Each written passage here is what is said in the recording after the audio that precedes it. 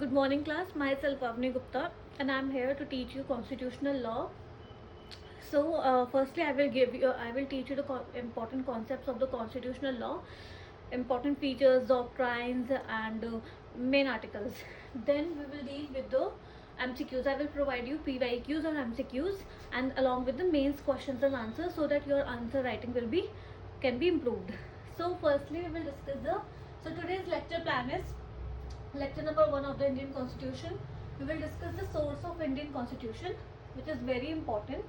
Then basic expressions such as constitutionalism and constitution example and various others, preamble, and the salient features of Indian Constitution. So first is sources of Indian Constitution. So there are two types of sources of Indian Constitution: foreign sources and historical sources. Our constitution is a fine balance of vivid sources with a distinct identity of its own. What does this sentence mean? This sentence actually means that our constitution, we have not adopted our constitution fully from the western countries. There's mixture, or there's a blend of both, from the foreign sources and from the historical sources. So it is a mixture or a blend of both. So foreign sources में क्या क्या आएंगे कि हमने US से क्या लिया, UK से क्या लिया, आयरलैंड से क्या लिया. सो मैं ये सब आपको पहले हिस्टोरिकल सोर्सेज के बाद बताऊंगी. देन हिस्टोरिकल सोर्सेज मतलब ब्रिटिश एरा के टाइम पे क्या हुआ, कौन से पार्लियामेंट्री एक्ट्स आए, इंडियन गवर्नमेंट का क्या रोल है उसमें, ये सब आते हैं हिस्टोरिकल सोर्सेज में. Although history of the constitution से ज़्यादा क्वेश्चंस नहीं आते हैं, ज़्यादा मतलब ना के बराबर ही क्वेश्चंस आते हैं, लेकिन to found your base this is important. अपना बेस बनाने के लिए एक्चुअली में कॉन्स्टिट्यूशन कहाँ से आया ये जानना is important. So historical sources में, so firstly we will deal with the historical sources. So era of royal charter, era of British parliamentary act, era of government of India. वही बताया मैंने, रॉयल चार्टर के time पे क्या था, क्या क्या हुआ, era of British parliamentary act, era of government of India act. So era of royal charter. First is companies management rules. Company, जब यहाँ पे ईस्ट इंडिया कंपनी की बात हो रही है, यहाँ पे जब कंपनी यहाँ पे आई थी तो वो किस चीज़ के लिए आई थी? केवल और केवल अपना मोनोपोलाइज करने के लिए, मतलब अपने गुड्स को बेचने के लिए इन इंडिया. सो उसने केवल कुछ नहीं किया था स्टार्टिंग में, ओनली मैनेजमेंट रूल्स थे, company's management rules. Then era of company's rule. अब उसने मैनेजमेंट कर लिया सारा, अपनी कंपनी ईस्ट इंडिया कंपनी यहाँ पे जम गई. अब देन यहाँ पे आया था एरा ऑफ कंपनीज रूल. अब कंपनी ने खुद ने रूल करना स्टार्ट किया in India. Now the third is period of company's arbitrary plunder. यहाँ पे, और ये पीरियड कब से है? 1765 टू 1772. अब इस पीरियड में क्या हुआ था? इस पीरियड में कंपनी ने पूरा आर्बिट्रेरली सारी powers and privileges East India Company के पास आ गई थी. So that period is known as period of company's arbitrary plunder. Now era of British parliamentary act, जो कि कब से था? 1773 टू 1857. और इसमें एक ही इम्पोर्टेंट, क्या बस अगर कभी क्वेश्चन आ गया तो रेगुलेटिंग एक्ट से आता है और कहीं से नहीं आता. तो इसी के अंदर आता है, वो 1773 का है रेगुलेटिंग एक्ट. तो इसमें क्या हुआ था? British parliamentary control. ब्रिटिश ने जब ईस्ट इंडिया कंपनी यहाँ पे आ गई तो ब्रिटिश ने अपना पार्लियामेंट्री कंट्रोल कर लिया था. Supremacy of parliament and the crown. ये फिगर्स हो गए थे. Okay, supremacy of parliament and the crown. Now BMC, what is this? BMC, ये सेंट्रलाइजेशन ऑफ पावर हुआ था बीएमसी में, सेंट्रलाइजेशन ऑफ पावर. तो B stands for Bombay, M for Madras and C for Kolkata. So 1600 to 1726 में centralisation of power किसके hands में आ गई थी? 3 प्रेसिडेंसीज के. कौन कौन सी थी? Bombay, Madras and Kolkata. Okay, so now we will discuss the foreign sources. Historical sources में केवल इतना ही आता है, इससे ज़्यादा ऐसे एज सच बहुत कभी आया नहीं. So foreign sources, for foreign sources I will provide you a definite list कि कहाँ से हमने क्या क्या लिया है. So now I will provide you a list of foreign sources of Indian Constitution. इसमें आपको कुछ नहीं करना, बस रट के चले जाना. Okay. So foreign sources.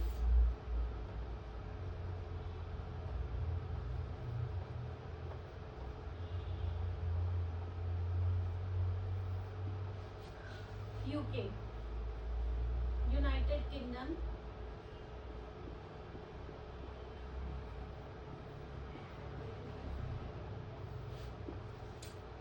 इसमें A B C D ऐसे करके लिखेंगे हम. Okay, A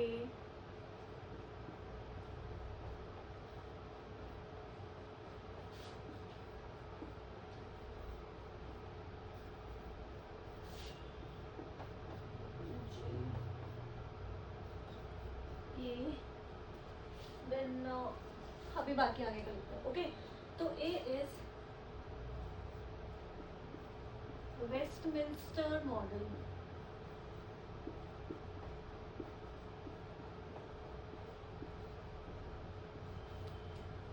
Westminster model is parliamentary system of government. Okay, so this is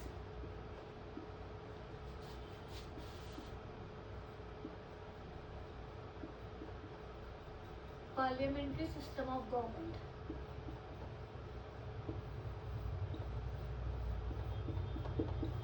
Parliamentary system of government is also known as Westminster's model and सबसे ज्यादा आता है, ठीक है, कि ये पार्लियामेंट्री सिस्टम ऑफ गवर्नमेंट कहाँ से लिया है, तो ये हमने अडॉप्ट किया है यूनाइटेड किंगडम के कॉन्स्टिट्यूशन से. Now second is cabinet system of government.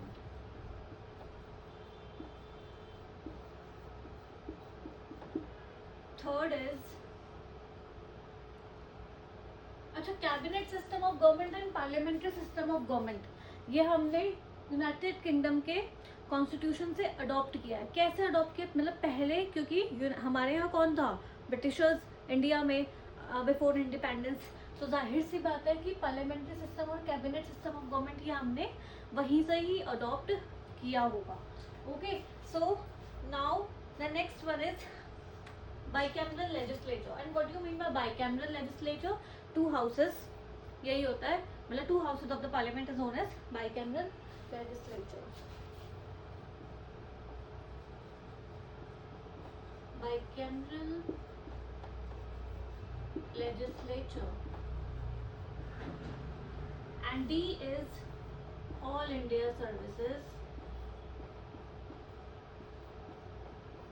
All India services के जो एग्जाम्स होते हैं उसका कॉन्सेप्ट भी हमने यहाँ से लिया है, यूके से. ई पे है law making procedure.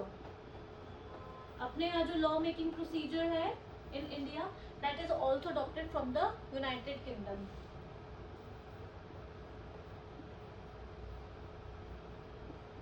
Then F is speakership. Institution of speakership.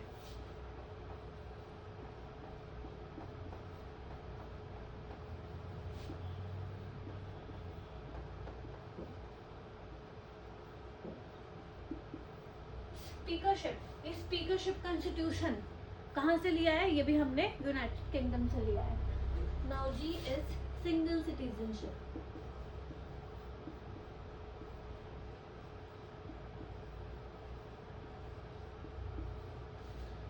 Next is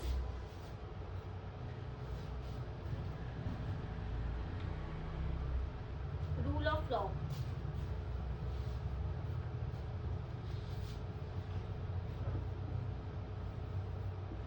Rule of law ये भी हमने यूनाइटेड किंगडम से लिया है. Now this is parliamentary privileges.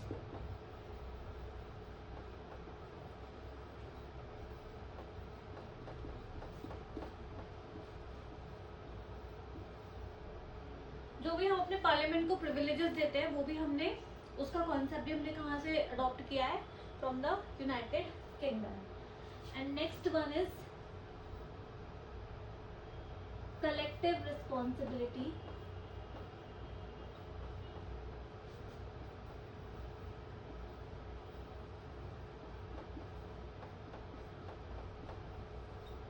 collective responsibility of whom? So collective responsibility, that is article 75 sub clause 3 जो हम आगे पढ़ेंगे. Collective responsibility of council of ministers. Okay. So collective responsibility, ये भी जो हमारे, ये एक बेसिकली डेमोक्रेसी का बहुत इंपॉर्टेंट कॉन्सेप्ट है जो कि आर्टिकल 75 सब क्लॉज 3 में है, जो कि हम आगे पढ़ेंगे अभी. तो ये भी हमने यूनाइटेड किंगडम से ही डेवलप किया है कलेक्टिव रिस्पॉन्सिबिलिटी का सिस्टम. Okay, now the next one is writs. Okay, prerogative Ritz.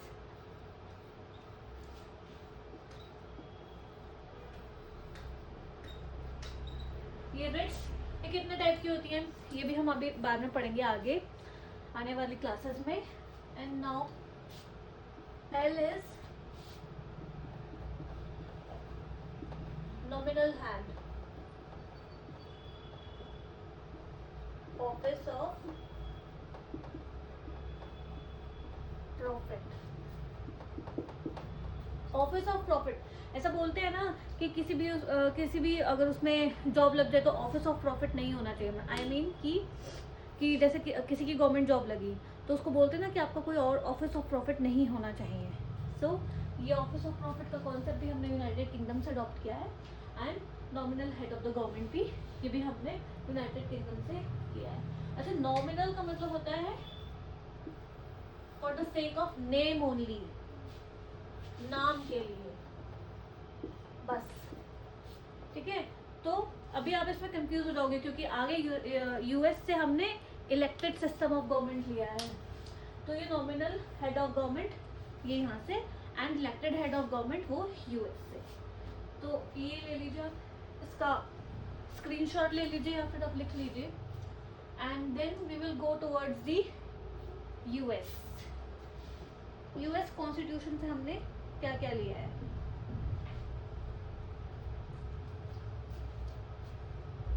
पहले मैं ये लिख देती हूँ.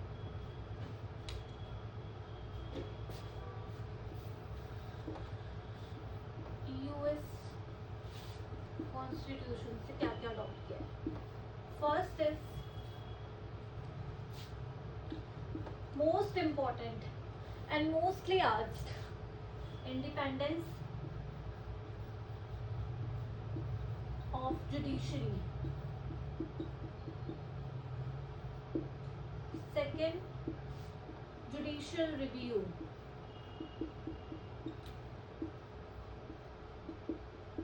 We have taken the concept of judicial review from the US Constitution. Third, fundamental rights. Fundamental rights का कॉन्सेप्ट कहाँ से लिया है, यूएस कॉन्स्टिट्यूशन से. एंड नेक्स्ट इज, जैसे कि यहाँ पे मैंने बताया था nominal head of the government, यहाँ पे elected head of government. Okay, fifth is impeachment process.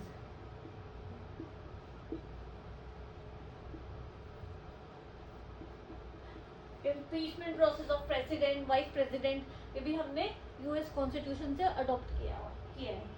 Now next is removal procedure of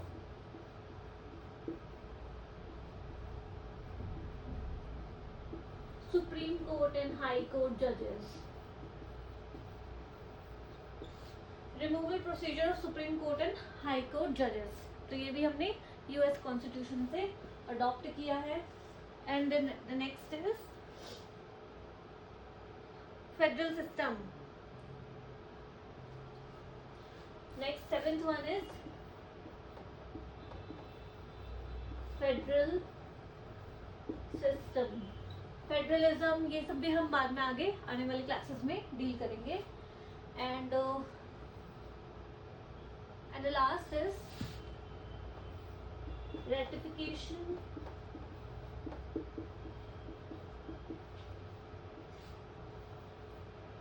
of amending power. Article 368 का प्रोवाइजर. Okay, ratification of amending power, ये भी हमने यूएस कॉन्स्टिट्यूशन से adopt किया है। तो ये यूके से लिया है हमने इतना, एंड ये यूएस कॉन्स्टिट्यूशन से। एंड अच्छा, one more thing, 9th one is सबसे इम्पोर्टेंट चीज, पोस्ट ऑफ वाइस प्रेसिडेंट। ये कहाँ से ली गई है? ये भी यूएस कॉन्स्टिट्यूशन से ली गई है। So last one is post of vice president, वो भी यूएस कॉन्स्टिट्यूशन से अडॉप्ट की गई है। तो इसका स्क्रीनशॉट ले लीजिए। Then we will move ahead on the Irelands, Australia, Canada. Okay,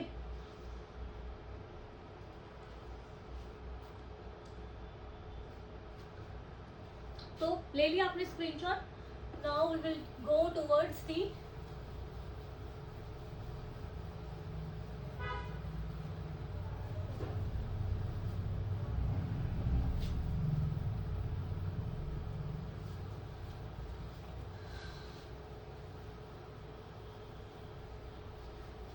Ireland से हमने क्या लिया है, क्या क्या लिया है? आई होप आपको एक तो पता ही होगा, डीपीएसपीज। डीपीएसपीज के अलावा हमने आयरलैंड से क्या क्या लिया है?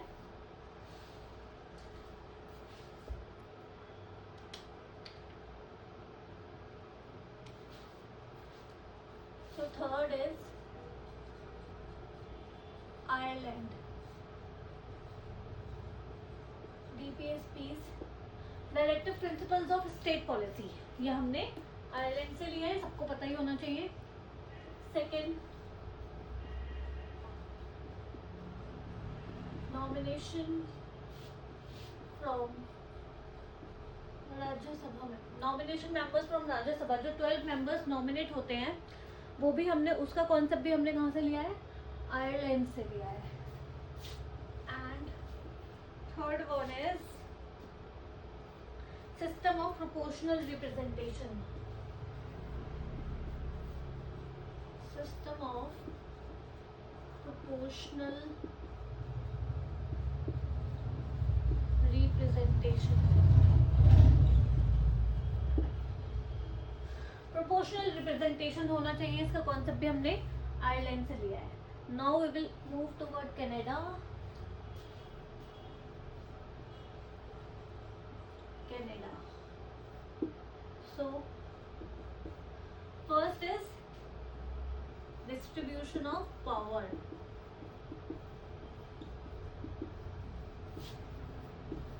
distribution of power. Second is strong center.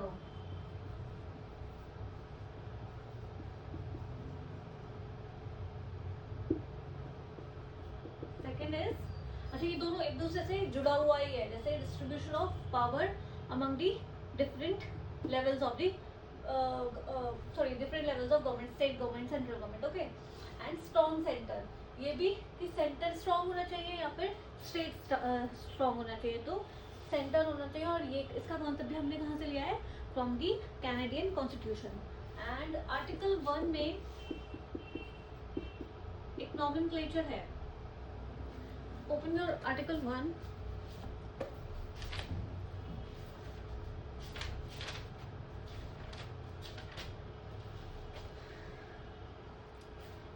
Article 1 का sub clause 1, that is India, that is Bharat shall be union of states. ये जो नॉमेनक्लेचर यूज्ड है ना, union of states, that is taken from the Canadian constitution.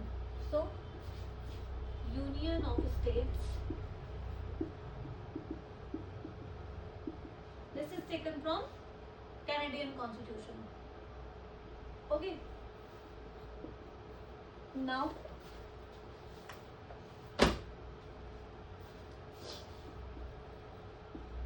residuary power,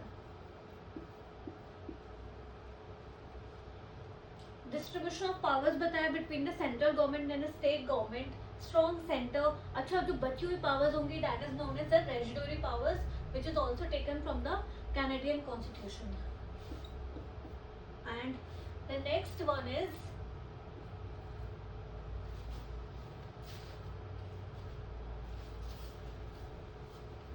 advisory jurisdiction.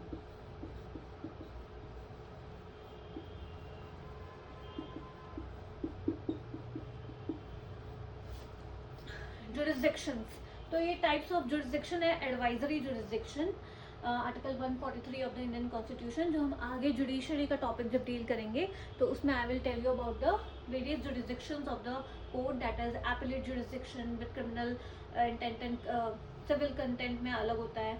And then advisory jurisdiction, original jurisdiction, ये सब हम फिर वहाँ पे पढ़ेंगे, SLPs वगैरह. Now the next one is German constitution. German constitution से what we have adopted is emergency provisions.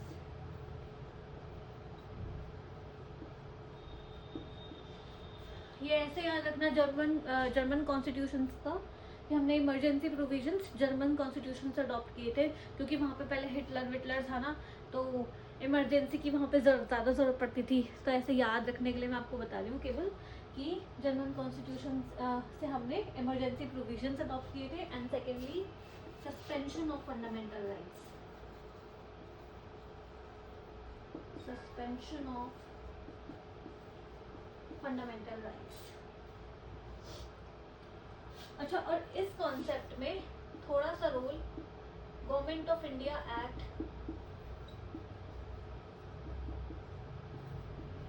1935 का भी है. थोड़ा रोल गवर्नमेंट ऑफ इंडिया 1935 का भी है इमरजेंसी प्रोविजंस में. Okay, so now we will go with the Australian constitution.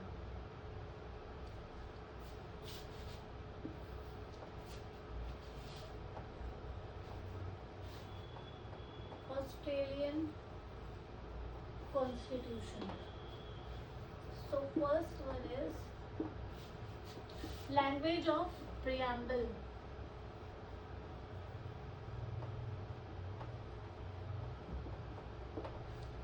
जो हमारे इंडियन कॉन्स्टिट्यूशन का प्रियम्बल है उसमें जो लैंग्वेज यूज करी गई है that is taken from the American Australian constitution. Okay, और सबसे इम्पोर्टेंट चीज जो कि एग्जाम में बार बार आती है, concurrent list is taken from the Australian constitution. Concurrent list. Third is freedom of trade and commerce. ये भी हमारे ऑस्ट्रेलियन कॉन्स्टिट्यूशन से लिया गया है. आर्टिकल 301 से लेके 307 तक है. So freedom of trade and commerce, this is also taken from the Australian constitution. Concurrent list and language of preamble, and along with it there is one more thing, that is system of joint sitting. Okay, ये भी आता है थोड़ा. System of joint sitting is also taken from the Australian Constitution. अच्छा, what is joint sitting? Article 108 में होता है जब दोनों houses of the parliament between the Lok Sabha and the Rajya Sabha, इन दोनों के बीच में कोई बिल आया, वो क्लैश हो गया, then the matter goes to the joint sitting of the parliament. Joint sitting मतलब वहाँ पे पार्लियामेंट, वो वहाँ पे लोकसभा के भी मेंबर्स होंगे एंड राज्यसभा के भी, तो प्रेसिडेंट उनका जॉइंट सिटिंग करवाता है, which is in under article 108 of the Indian constitution. Okay, now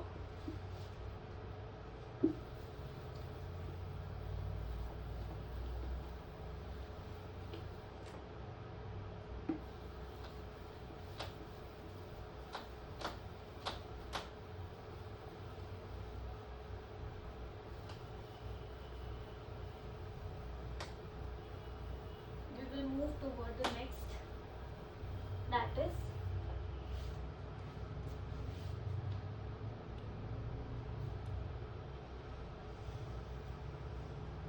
French Constitution.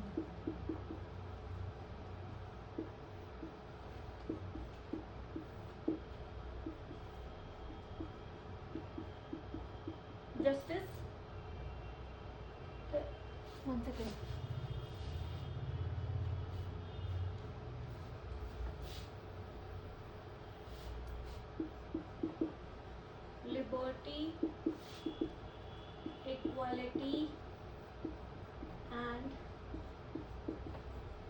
fraternity. These are the words which are included in the preamble to liberty, equality and fraternity. ये जो words use करे गए हैं preamble में, these all words are taken from the French Constitution. And second is republican form of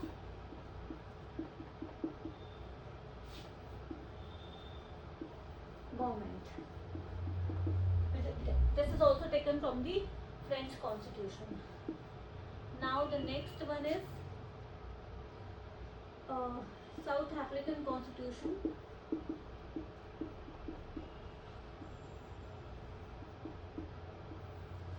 एक ही चीज ली गई है, सबको पता होगी, that is amendment procedure. Amendment procedure of constitution.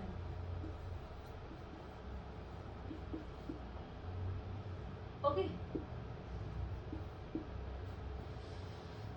Japanese constitution.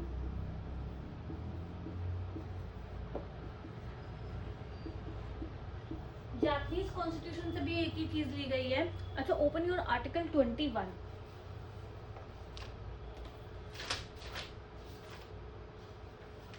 Open your article 21, protection of life and personal liberty.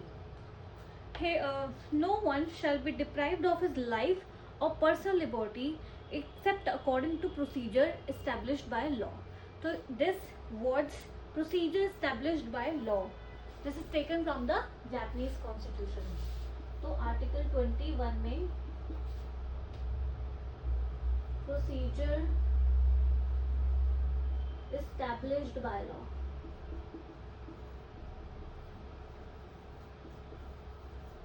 This is taken from the Japanese Constitution. और अब हमारा लास्ट बचता है, that is USSR, Russian constitution से हमने क्या क्या लिया है.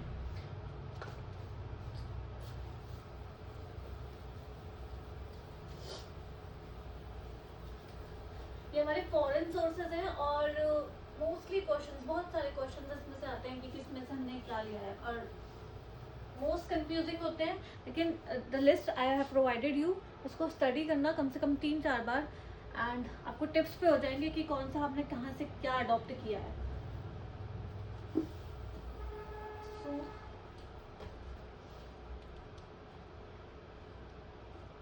Now Russian constitution.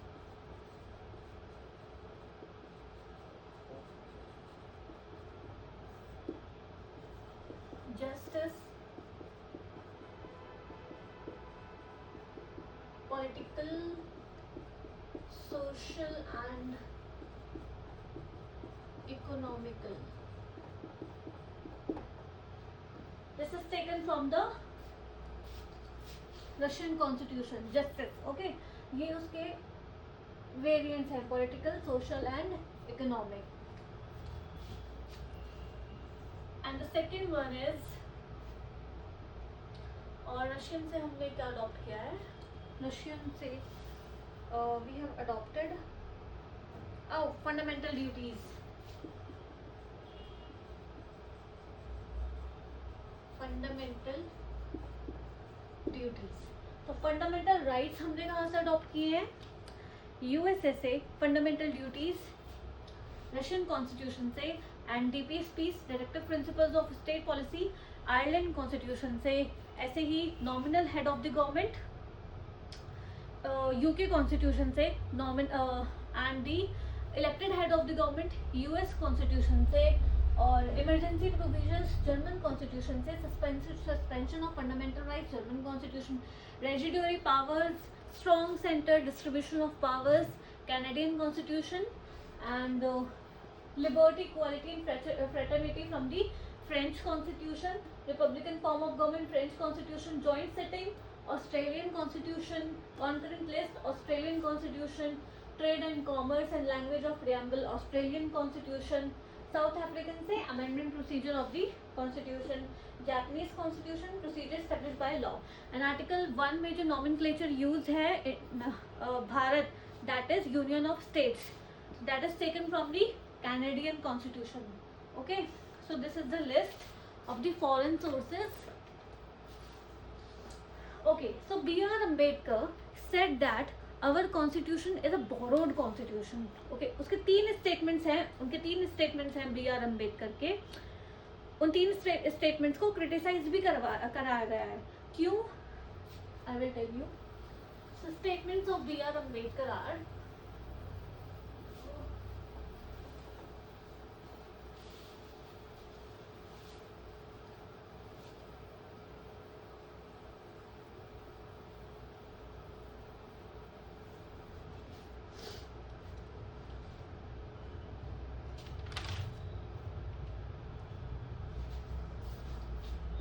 first one is Indian Constitution is created after ransacking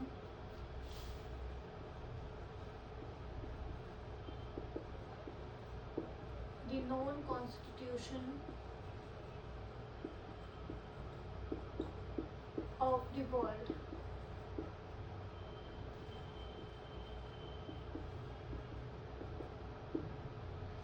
Second is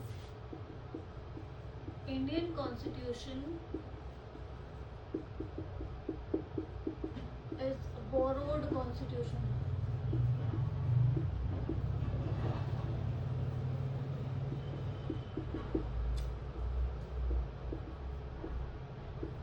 It is imitation of, it's pure imitation.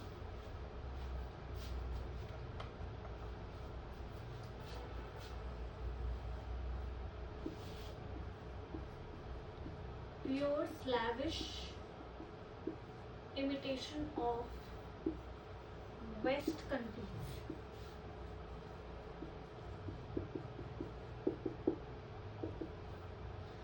These 3 statements are given by the Dr. B.R. Ambedkar. कि Indian Constitution is created after ransacking the known constitution of the world. Indian Constitution is a borrowed constitution and it is a pure slavish imitation of the West countries. By these statements what he tried to define is कि Indian constitution purely हमने western countries से adopt कर रखा है. हमने बहुत सारे constitutions को चेक किया एंड देन जो भी जिसका जो अच्छा था हमने वो उठा के अपने कॉन्स्टिट्यूशन में रख लिया. तो these statements of the B.R. Ambedkar were criticised by many jurist. उन्होंने बोला Indian constitution is not purely borrowed from the western countries. We have हमारे जो इंडिया है उसका cultural diversity and democratic structure both are different from the western countries. So we have ransacked it according to our terms and conditions and then we have modified it and then written it in our constitution. और इसके साथ साथ हमारे Indian constitution केवल foreign sources का आपको mixture foreign sources का statement देखने के लिए नहीं मिलेंगे. साथ में आपको हिस्टोरिकल सोर्सेज जो कि हमने अभी पहले बताए थे, historical sources, national freedom struggle के टाइम पर बहुत सारे नेशनलिस्ट लीडर्स थे. उन्होंने अपने ओपिनियंस बताए, उन्होंने अपना फ्रीडम स्ट्रगल बताया था उस हिसाब से. और बहुत सारे हमारे चेंजेस आए थे ऐसे उस टाइम पे फ्रॉम द हिस्टोरिकल सोर्सेज. बहुत सारे एक्ट्स आए थे. Government of India act 1935, government of India act 1919 जिसे हम कहते हैं मॉन्टेमिलो reforms act, and government of India act 1909 जिसे हम कहते हैं मॉन्टेमिलो reforms act, and government of India 1990 जिसे हम कहते हैं मॉन्टेग्यू चेम्सफोर्ड रिफॉर्म्स एक्ट. तो इस टाइम पे बहुत सारे एक्ट्स के थ्रू भी हमारे पास हिस्टोरिकल सोर्सेज भी हैं. सो ये कहना कि Indian constitution is borrowed from the foreign sources only, ये this is not fine. And so what we can say that is Indian constitution is a fine balance of vivid sources with its distinct identity of its own. So jurists ने इन definitions of the B.R. Ambedkar को criticize किया and held that Indian constitution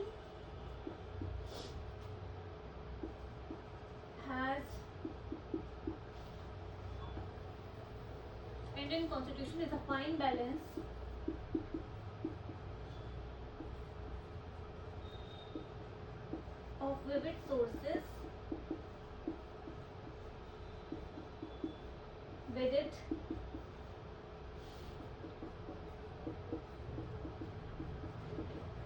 distinct own identity.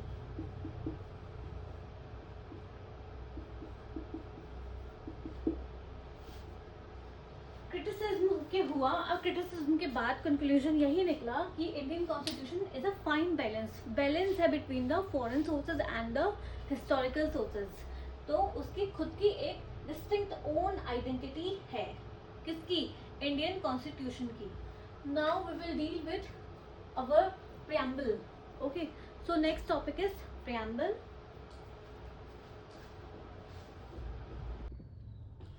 So now we will discuss about the preamble of the constitution. To discuss about the preamble is very important for the examination point of view. So preamble.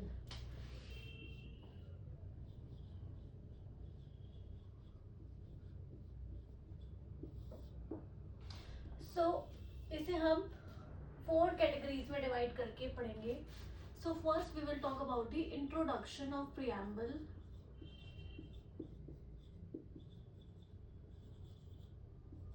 Introduction of preamble. Striking features. Striking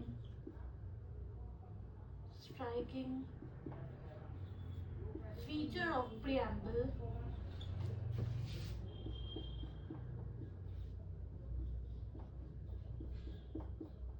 Context of preamble. Text of preamble.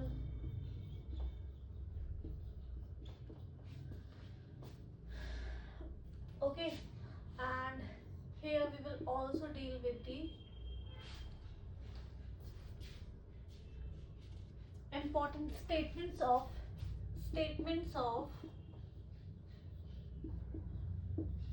legal luminaries.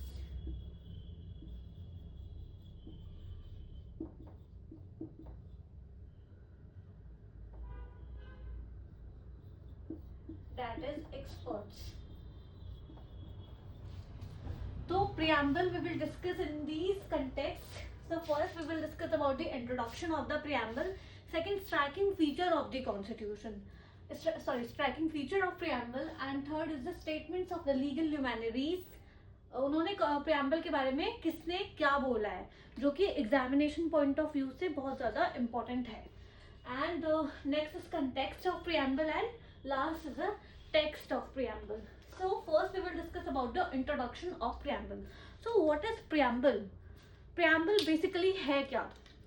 So preamble is the introductory part of the preamble. We can say that ना कि preamble is the introductory part of the constitution. It is an preface to the constitution. Okay, so in case of confliction between the provisions of the constitution and between the preamble, who will prevail? Who will prevail? थोड़ा सोचो और बताओ मुझे कि अगर conflict हो जाता है between the provisions of the preamble and preamble में, तो कौन prevail करेगा? So in this case, provisions of the constitution will prevail over the preamble. ठीक है, तो कैसे? क्योंकि preamble क्या बताता है हमें? legislative intent. preamble हमें legislative intent बताता है कि जब constitution makers preamble को draft कर रहे थे, preamble बना रहे थे, तो उनकी legislative intent क्या थी?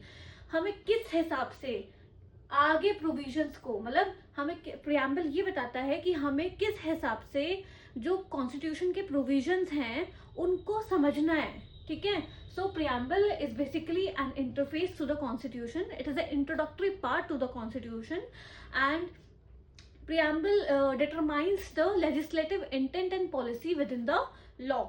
And in case of conflict between the provisions of the constitution and between the preamble, so obviously the provisions of the constitution will prevail.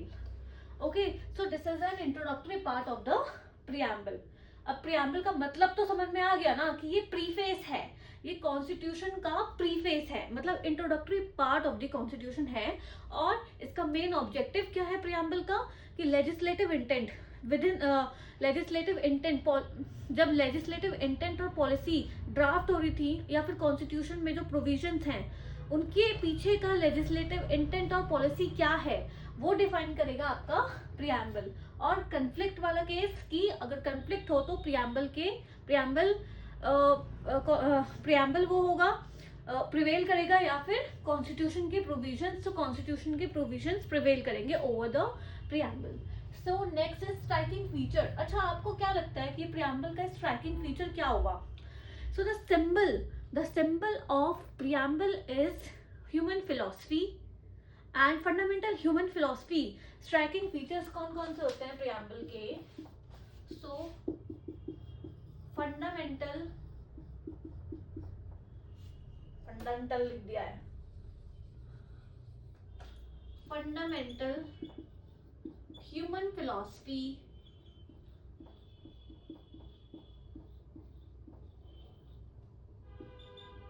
And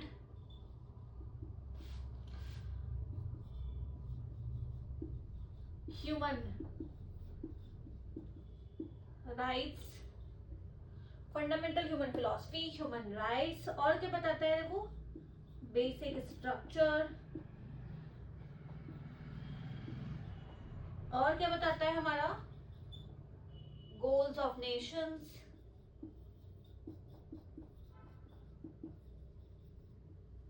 so striking features होते हैं preamble के कि preamble is a symbol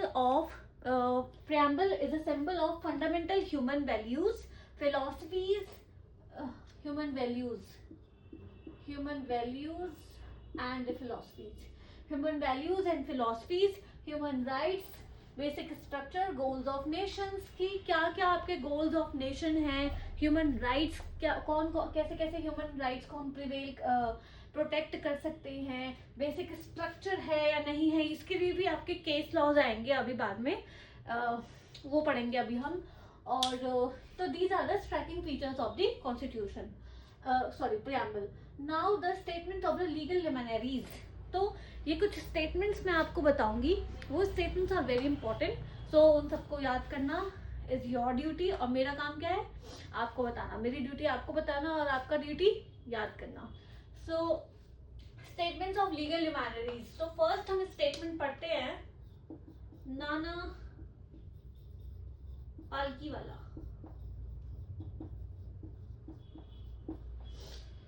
He said, preamble is the identity card of the constitution. यहाँ पे लिख लीजिए, नाना Palkhivala. He said, preamble is the identity card of the constitution. Okay. Now the second statement is of justice Sikri. और किस case में? इन री Berubari case 1960. इस case में सेकंड स्टेटमेंट किसका है? जस्टिस सिकरी इन री Berubari case 1960.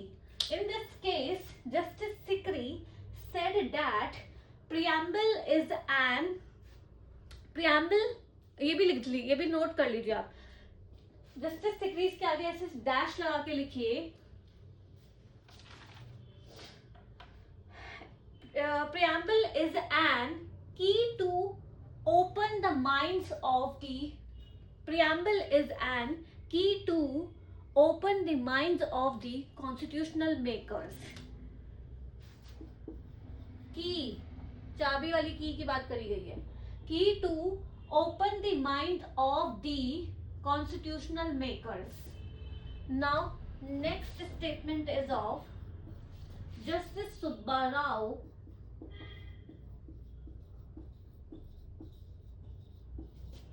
in Golaknath versus State of Punjab.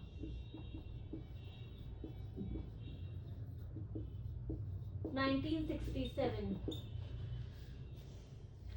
ये अभी कुछ ऐसे केसेस आ रहे हैं जो कि बहुत इंपॉर्टेंट है, और अभी हम प्रियम्बल के टॉपिक में ही इन सबको भी डिस्कस करेंगे. ओके. और आगे वाले लेक्चर्स में अभी आपको इनकी रेलिवेंसी पता चलेगी कि ये कितने इंपॉर्टेंट केसेस हैं.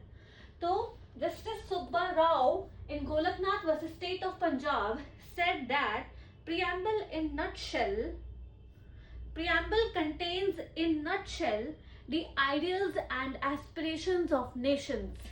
Preamble contains in nutshell the ideals and the ideals and aspirations of nation. तो इस केस में क्या बोला था?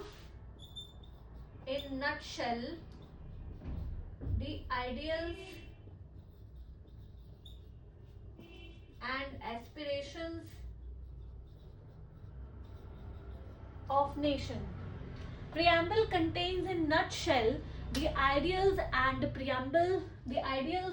aspirations of nation. Okay. Now the next statement is of K.M. Munshi.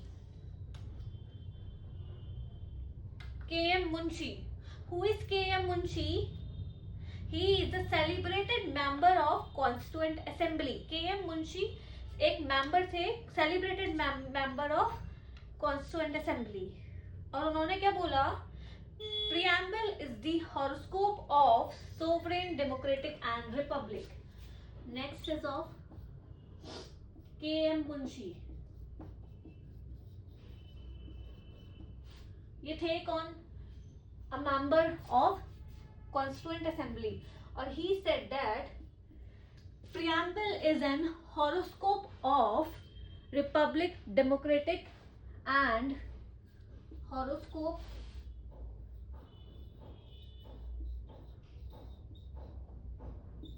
of republic, democratic and sovereignty. ठीक है? So these are the few statements of legal luminaries जिन्होंने बोला था preamble के बारे में. तो इनके अब आप keywords याद करना. स्मार्ट तरीका क्या है इन्हें याद करने का? जैसे नाना पालकीवाला का याद रखना आप, आइडेंटिटी कार्ड, ये इसका कीवर्ड हो गया. नाउ जस्टिस सिकरी का कीवर्ड क्या हो गया? Key. To open the minds.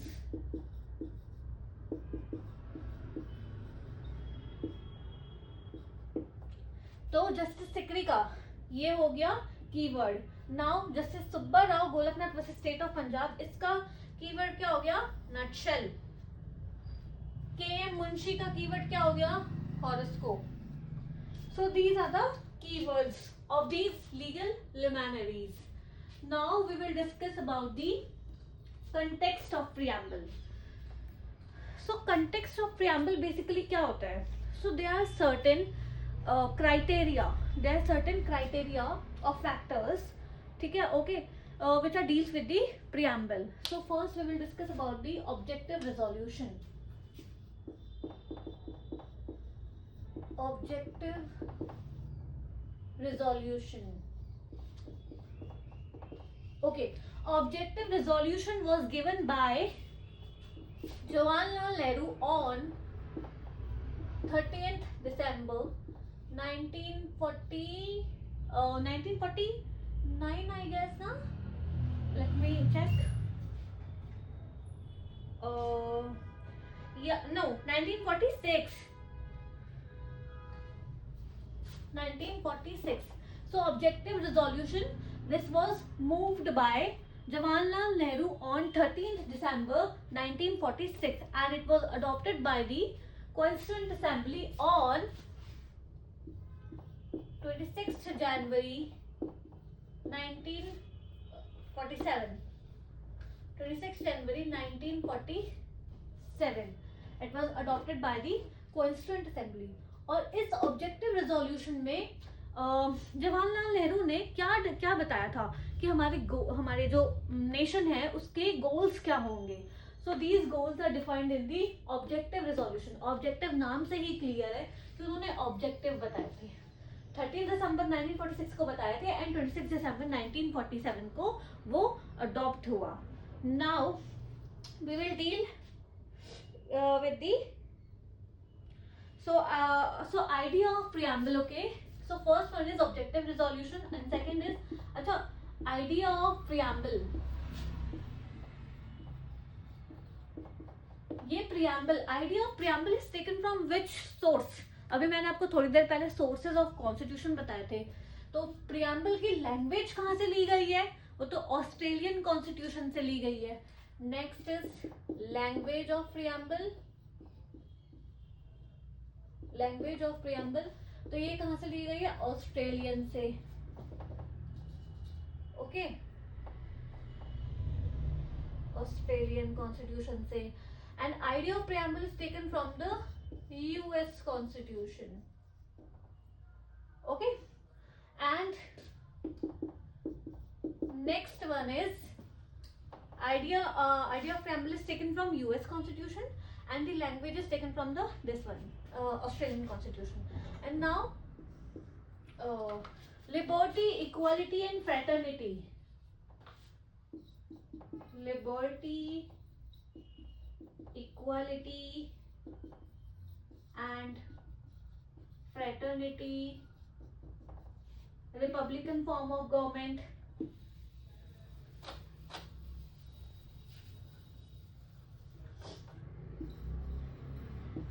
Republican form of government. ये कहां से थे? फ्रेंच कॉन्स्टिट्यूशन से. एंड लास्ट वन इज, ये हम क्या पढ़ रहे हैं?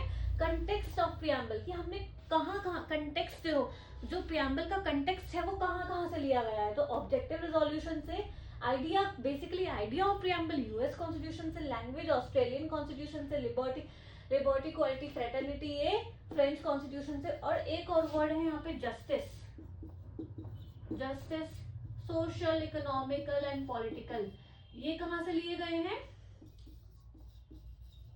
रशियन. ओके, और अच्छा, लिबर्टी यहाँ पे जो लिबर्टी है वो liberty of thought, expression, belief, faith and worship, ये सब इंक्लूड करती है. ठीक है, सब इंक्लूड करती है. Liberty of thought, expression, belief, faith and worship. तो ये रशियन कॉन्स्टिट्यूशन से एंड ये फ्रेंच कॉन्स्टिट्यूशन से. ये हो गया हमारा context of preamble. Now we will go with the to the text of preamble. So इसके लिए टेक्स्ट ऑफ प्रियम्बल आपको पढ़ना पड़ेगा. Okay, date of enactment. पहले डेट ऑफ इनेक्टमेंट कब हुआ था प्रियम्बल का? तो this was on held on 26 November 1949. Okay, so this was the date of enactment. अच्छा, ये बताओ कि क्या जो प्रियम्बल के प्रियम्बल, सारे प्रियम्बल और प्रोविजंस क्या एक साथ इनेक्ट हुए थे? ओके, ये हम बाद में डिस्कस करेंगे.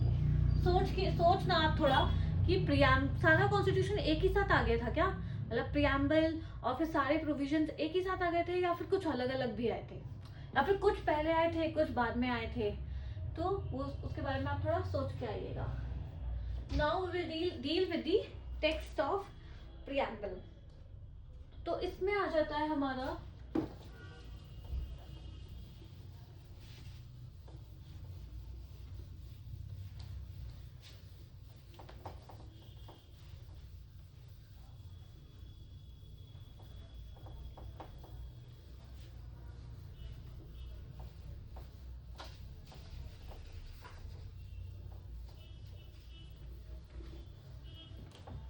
ओके.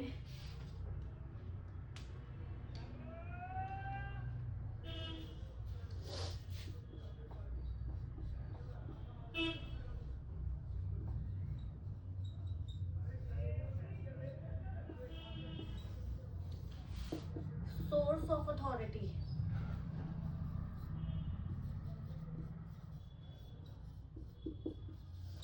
अच्छा, आप लोगों को मेरी राइटिंग तो समझ में आती है ना? क्योंकि मेरी राइटिंग वैसे तो पेपर पे ठीक है थोड़ी, लेकिन बोर्ड में पता नहीं कैसी ही आती है. Okay, source of authority. Now the next one is political form of government. Political form and nature of government कर दीजिएगा. Political form and nature of government. Now the next one. Now sources of authority. तो source of authority हमारा क्या होता है? मतलब preamble को कहाँ से सोर्स मिली है? वो प्रियम्बल में खुद से जस्टिफाइड, खुद से लिखा हुआ है. कहाँ से? We the people of India. We the people of India. This is written in the preamble now. We the people of India. इसका मतलब क्या है? We the people of India, जो कि प्रियम्बल में खुद से लिखा हुआ है. तो हम प्रियम्बल को सोर्स कहाँ से मिलता है? Source of authority people of India से. ओके, तो people of India is the legal source of authority of preamble और कॉन्स्टिट्यूशन.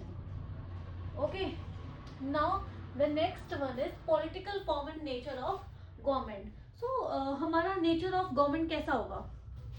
रिपब्लिक, अभी हम इतनी देर से पढ़ रहे हैं. रिपब्लिक फॉर्म ऑफ गवर्नमेंट, इसमें liberty of thought, expression, belief, faith and worship, ये सब भी होगा ना. तो political form, political and nature of government is that Republic होना चाहिए और लिबर्टी, जस्टिस, ये सब. और इसके साथ में अलोंग विद इट जो आपके प्रियम्बल में वर्ड्स मेंशन है वो भी यहाँ पे आएंगे. कौन कौन से? सोवरेन, सोशलिस्ट, सेक्युलर,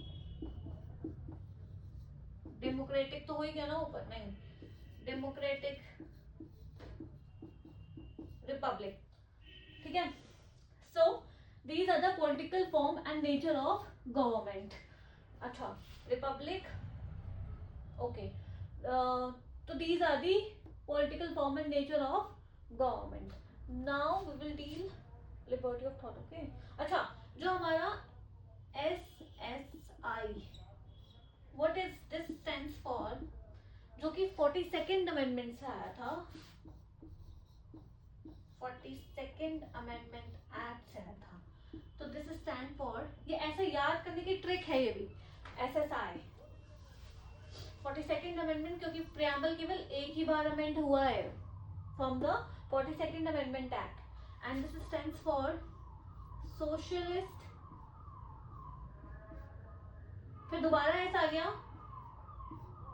सेक्युलर, और I stands for integrity. Okay, तो ये सब पॉलिटिकल इसी में आएगा. SSI 42nd अमेंडमेंट से आया. क्या क्या आया 42nd अमेंडमेंट में? अमेंडमेंट से socialist, secular and integrity. Now we will deal with the goals of nations and objectives to be attained by our political system. Goals of nations.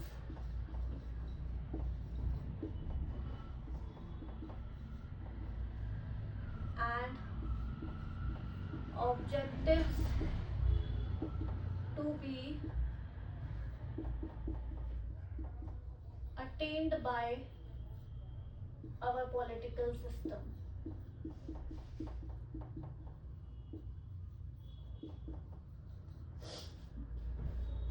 So what are the goals of nation? अब ये कहाँ पे mention है goals of nation? So take out your preamble first.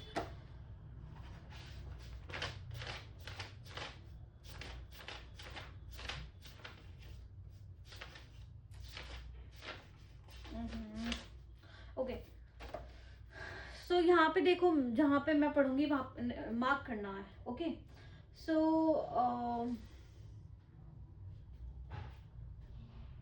And to secure to all its citizens, ये लिखा है third line में, preamble of the constitution में थर्ड लाइन में. And to secure to all its citizens, क्या क्या? Justice, liberty, equality and fraternity. तो goals कौन कौन से हो गए हमारे? Justice, equality, liberty and fraternity. So these are the goals of nations and objectives to be attained by the preamble. Okay, to be, और लास्ट हमारी इनेक्टमेंट डेट थी जो कि कब है 26 नवंबर 1949. So these are the context of our preamble. अभी preamble के जो ये words हैं justice, equality, liberty, fraternity, sovereignty, socialist, secular, democratic, ये हम अभी in detail में पढ़ेंगे. So now we will deal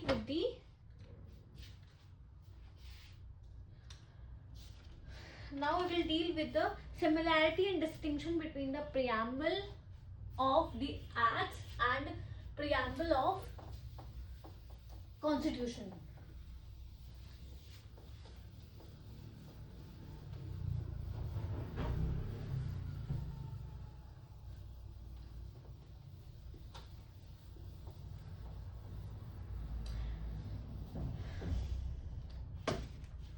Okay.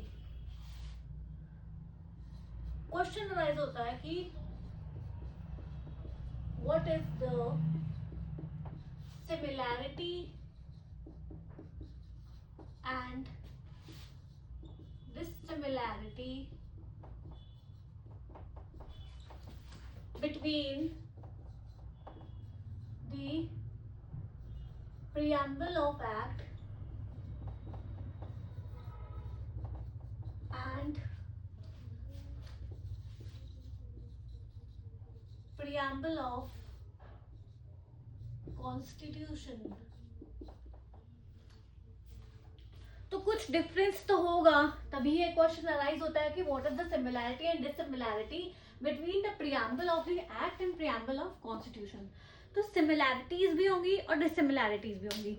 Similarities क्या हो सकती हैं, मतलब प्रियम्बल ऑफ द कॉन्स्टिट्यूशन के बीच में और प्रियम्बल ऑफ कोई और act. Let for example for BNS, ठीक है, तो BNS का भी एक प्रियम्बल है. हर एक्ट का कोई ना कोई प्रियम्बल होता ही है, ठीक है. तो इन दोनों के बीच में डिफरेंस या फिर सिमिलैरिटीज क्या क्या होंगी.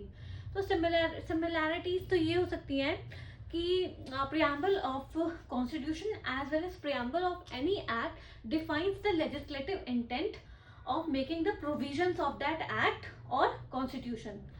मतलब legislative intent, preamble of act का भी यही ऑब्जेक्टिव है और प्रियम्बल ऑफ कॉन्स्टिट्यूशन का भी यही ऑब्जेक्टिव है कि वो क्या डिफाइन करें, लेजिस्लेटिव इंटेंट. वो लेजिस्लेटिव इंटेंट, जब प्रोविजंस ऑफ द कॉन्स्टिट्यूशन के पीछे क्या लेजिस्लेटिव इंटेंट है और प्रोविजंस ऑफ द एक्ट के पीछे क्या लेजिस्लेटिव इंटेंट है, वो डिफाइन करे. कौन डिफाइन करे, प्रियम्बल. और क्या सिमिलैरिटीज हो सकती हैं इन दोनों के बीच में, प्रियम्बल ऑफ एनी एक्ट और प्रियम्बल ऑफ कॉन्स्टिट्यूशन. यही कि बोथ आर एट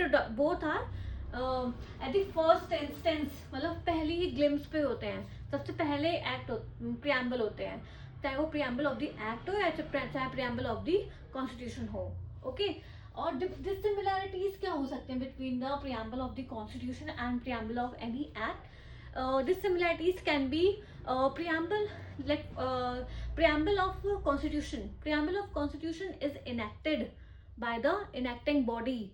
जैसे preamble of constitution को properly enact किया हुआ है by the enacting body. Okay. लेकिन क्या preamble of any act को, मान लो BNS या contract act, किसी को भी, क्या उन्हें भी enact किया जाता है अलग से? तो no.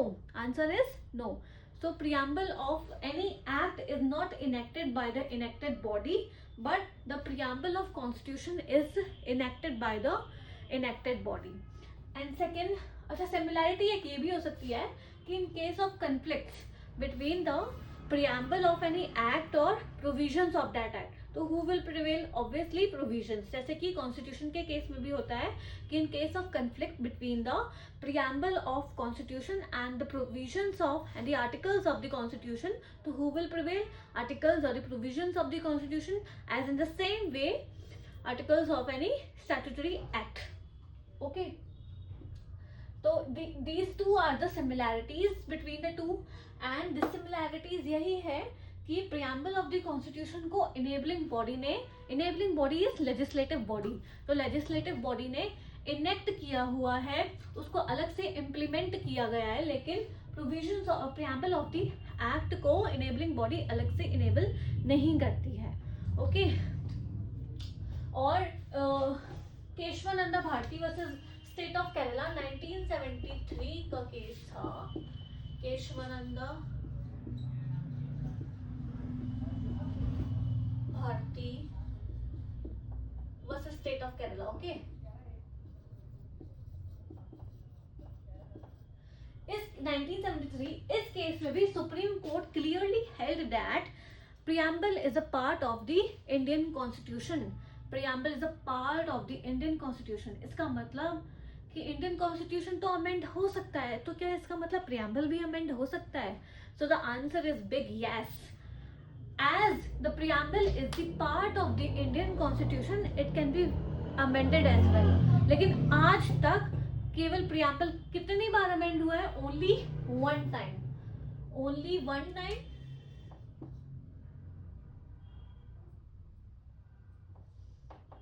Only one time, जो कि मैंने अभी बताया, SSI, सोशलिस्ट सेक्युलर इंटीग्रिटी, कब आया था?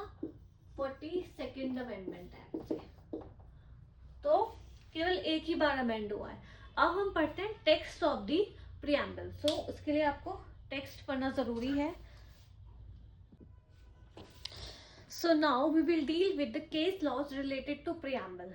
So there are 7 important case laws with the which are related to the preamble. So first one is Re Beruberi case 1960.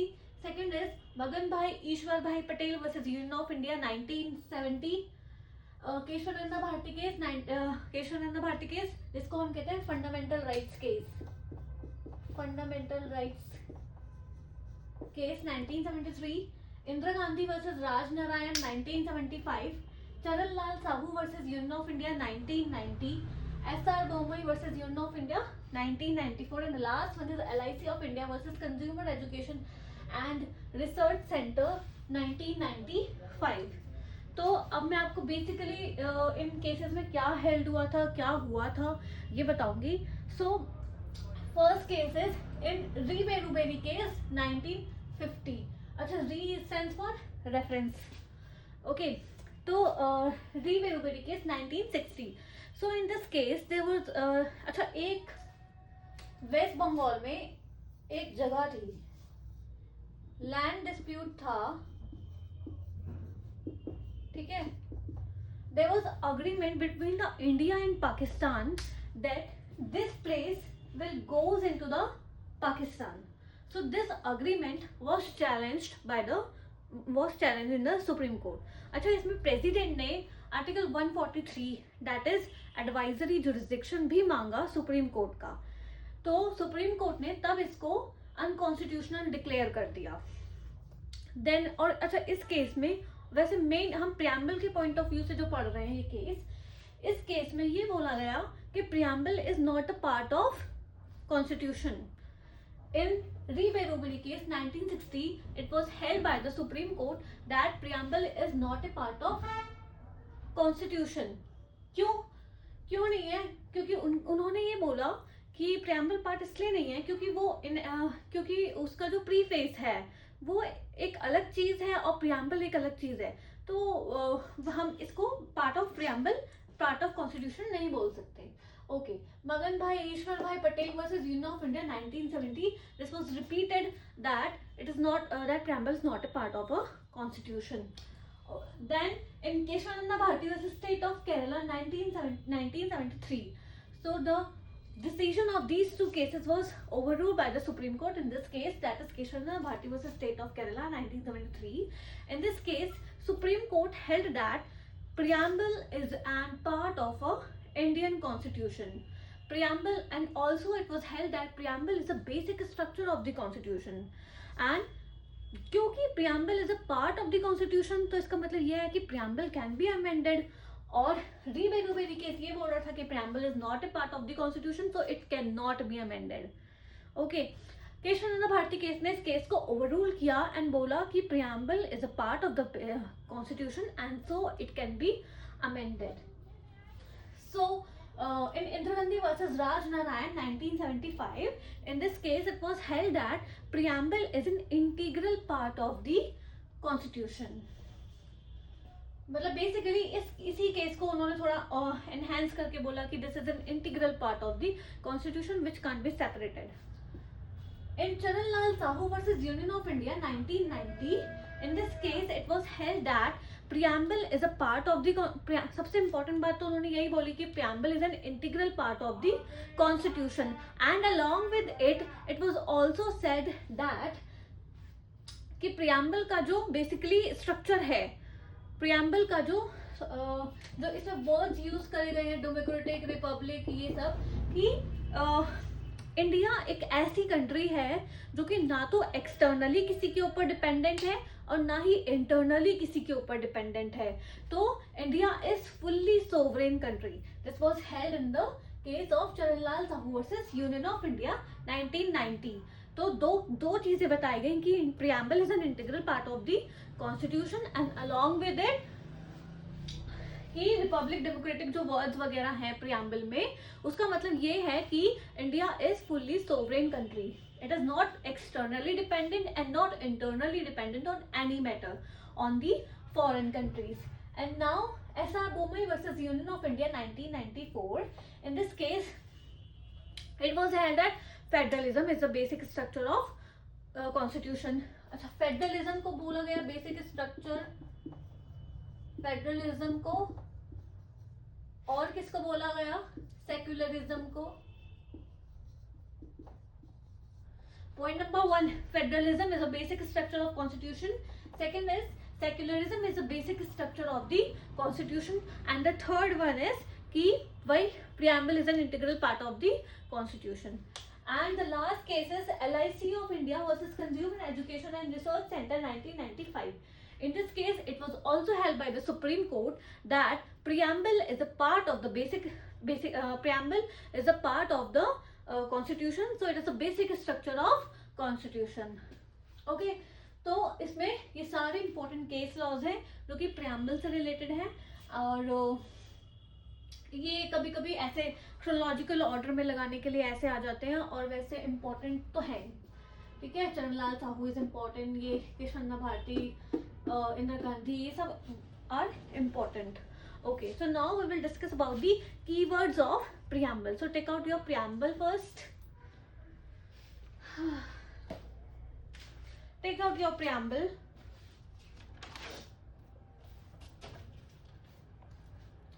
Okay, so we the people of India having solemnly resolved to constitute India into sovereign. पहला keyword आ गया, underline कीजिए, sovereign. Second is socialist, third secular, fourth democratic, fifth Republic.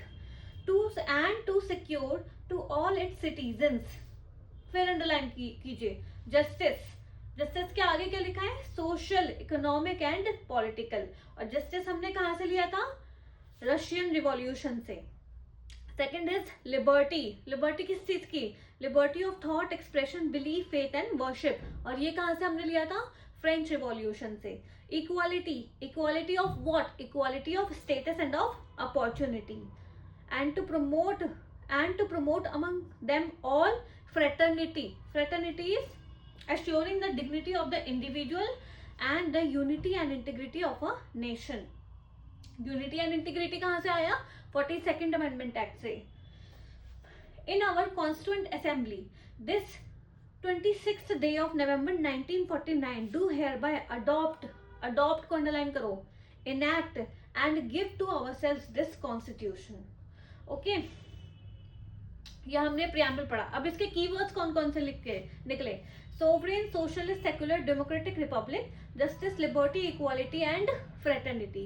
तो अब one by one हम इन keywords को अच्छे से समझेंगे. So first one is sovereign. What does this sovereign means? So sovereign is a most important keyword in the preamble. It means कि India is fully sovereign, जो कि इस केस में भी बोला गया, Charanlal Sahu versus union of India 1990, कि India is fully sovereign and as it is neither dependent externally nor internally on any other foreign country, तो हमारे जो भी मैटर्स हैं, हमारे जो भी इंटरनल मैटर्स हैं, वो हम खुद लायबल हैं सॉल्व करने के लिए। तो India is full sovereign country. अच्छा, अब इसमें कुछ केसेस आ जाते हैं, जैसे Dev Mukherjee versus union of India. अच्छा, सोवरेनिटी कहाँ कहाँ पे रिफ्लेक्टेड है? सो आर्टिकल सोवरेनिटी कहाँ कहाँ रिफ्लेक्टेड है?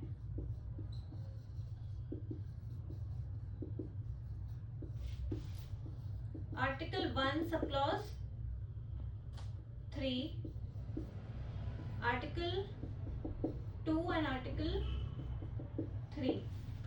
ये भी वैसे हम डिटेल में आगे आने वाले लेक्चर्स में पढ़ेंगे, लेकिन यहाँ पे इन क्लॉजेस में सोवरेनिटी रिफ्लेक्टेड की गई है, मतलब सोवरेनिटी की झलक आपको इन आर्टिकल्स में देखने के लिए मिलेगी। तो आर्टिकल 1 सब क्लॉज 3 एक बार पढ़ लेते हैं। The territory of India shall comprise first the territories of states, the union territories specified in first schedule and the other territories as may be acquired.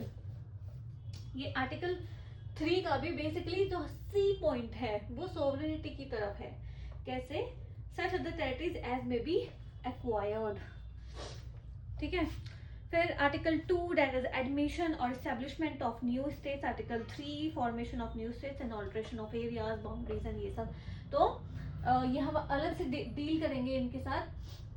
Now the case is related to sovereignty is Dev Mukherjee and another versus Union of India 2019. Dev Mukherjee and another versus Union of India 2019.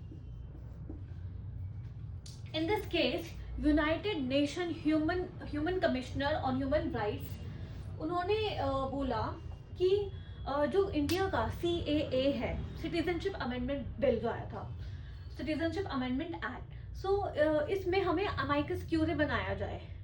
Okay, तो Indian government quickly responds to it.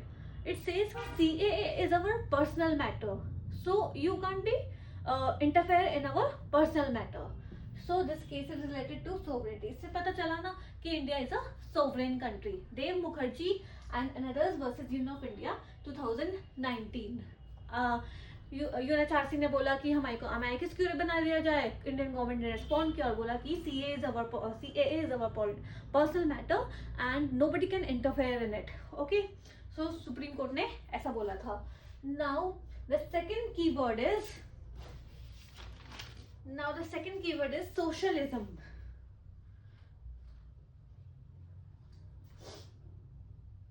Okay, socialist लिखा गया है ना यहाँ पे, तो इसका मतलब है सोशलिज्म। तो अच्छा, जब यहाँ पे SSI, तो SSI ये 42nd अमेंडमेंट एक्ट 1976 से आया है, मतलब sovereign, socialist, secular and integrity. Sovereign तो पहले से ही था, सोशलिस्ट, सेक्युलर एंड इंटीग्रिटी। तो क्या 1976 से पहले सोशलिस्ट था ही नहीं प्रियम्बल में? तो आंसर है रॉन्ग। सोशलिस्ट डायरेक्टली मेंशन नहीं था, लेकिन इनडायरेक्टली था। कहां पर था?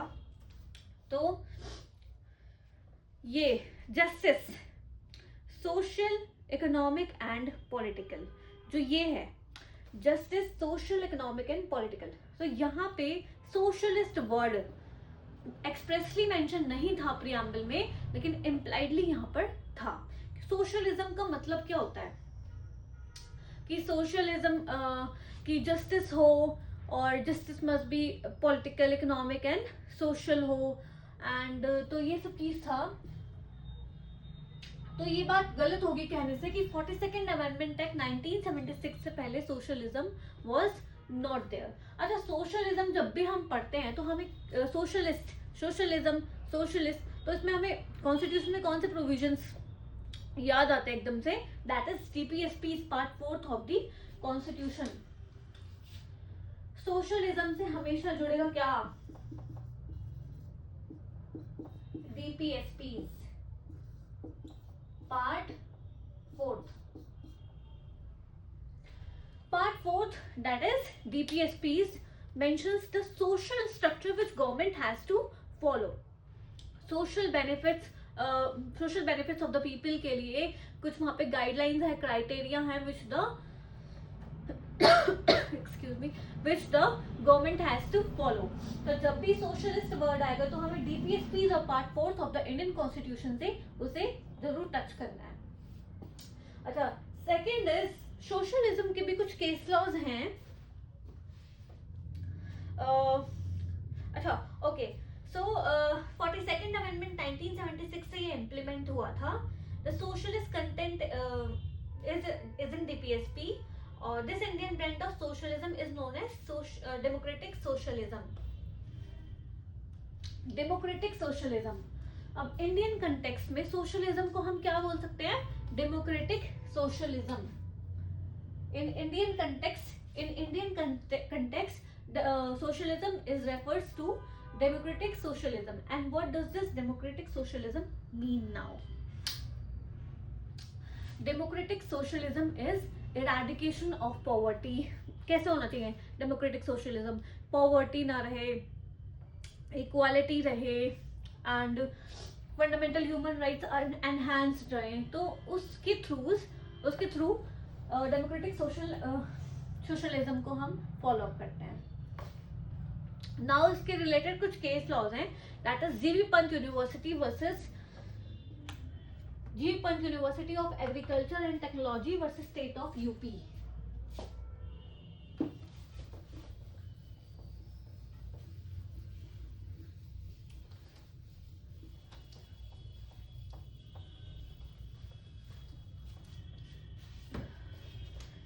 GB Pant university of agriculture and technology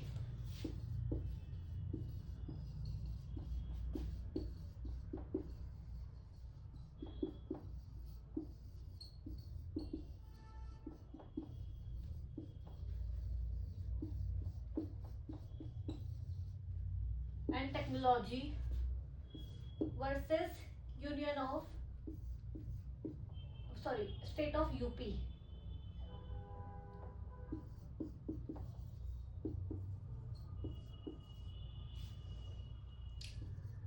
ये सोशलिज्म से रिलेटेड कुछ केस लॉज बता रही हूँ मैं.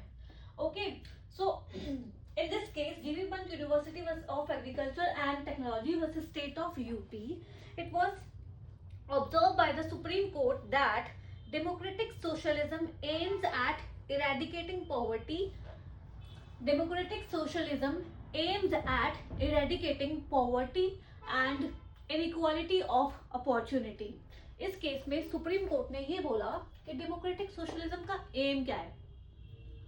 तो उसका एम है एक तो इरेडिकेशन ऑफ पॉवर्टी हो, पॉवर्टी जड़ से हटे, और दूसरा इनइक्वालिटी ऑफ अपॉर्चुनिटीज जो है वो भी हटे. ठीक है. Now the second case is AP Samatha versus state of Andhra Pradesh. Andhra Pradesh 1997. In this case, Supreme Court held that establishment of egalitarian society is must. अच्छा, what is egalitarian society? मतलब equal society में सब equal होने चाहिए. So in this case, principle of egalitarian society was developed in this case, and it was held by the Supreme Court that establishment of egalitarian society is must. Okay. Now the third case law is DS Nakara versus Union of India. DS Nakara versus Union of India. In this case, Supreme Court held that for the upliftment of people and weaker section, this is important, मतलब upliftment होना चाहिए weaker section and downtrodden people का. ठीक है. और कहाँ कब होना चाहिए? From cradle to grave. जब से वो पैदा हुए तब तक, जब तक वो मरे नहीं, तब तक उनका अपलिफ्टमेंट होना चाहिए। किनका? पीपल्स का, मतलब सबका, पीपल का, और specially the weaker section of the society का, फ्रॉम क्रेडल टू ग्रेव। उनका अपलिफ्टमेंट रुकना नहीं चाहिए। Now the last case law related to it is Axel Weir versus Union of India. अच्छा, in this case it was held that nationalism is the integral part of the socialism. Nationalism of what? Nationalism of natural resources. ठीक है? So in Axel Weir versus Union of India, it was held that nationalism of natural resources is the integral part of the socialism. मतलब natural resources का nationalisation होना चाहिए. Now the next की word is secularism. Next की word is secularism. So what does secularism mean? Secularism means कि कुछ की features होते हैं स्टेट के लिए कि उसको सेक्युलरिज्म, ऐसे सेक्युलरिज्म मतलब कि सबका भरोसा हो, जिसका जो कुछ भी बिलीफ हो, जो कोई भी रिलीजन हो, उसको सेक्युलर. जैसे India as a secular country, मतलब यहाँ पे हर किसी इक्वल धर्म को इक्वल रिस्पेक्ट दी जाती है. That is secularism. अच्छा, तो इसके कुछ फीचर्स होते हैं स्टेट के सेक्युलरिज्म के टुवर्ड्स. क्या क्या होते हैं? अच्छा, सबसे पहली बात तो ये कि state should be a neutral in secular matters. जितने भी सेक्युलर मैटर्स होंगे उसमें state should be neutral. Second is state must provide respect to all the religions. ठीक है? State must provide respect to all the religions. And the last one is state must be secular in religion, in its own religion. State का कोई धर्म नहीं होगा, वो भी secular. वो सबसे पहली बात न्यूट्रल रहेगी, स्टेट का कोई धर्म नहीं होगा. And the last one is कि state must give equal respect to all the religion. तो ये 3 essential features of the state in terms of secularism. Okay, so this is secularism. And our last is last नहीं है हमारा, sorry. अच्छा, secularism ये Indian constitution में कौन कौन से आर्टिकल्स में दिखाई गई है, मतलब रिफ्लेक्ट करी गई है secularism. Secularism is reflected in Indian article. कौन से आर्टिकल्स में? Article 15 sub clause 1, article 16 sub clause 2, article 25 to 28, article 29, article 30, article 326, article 324 I guess. Article 324 what?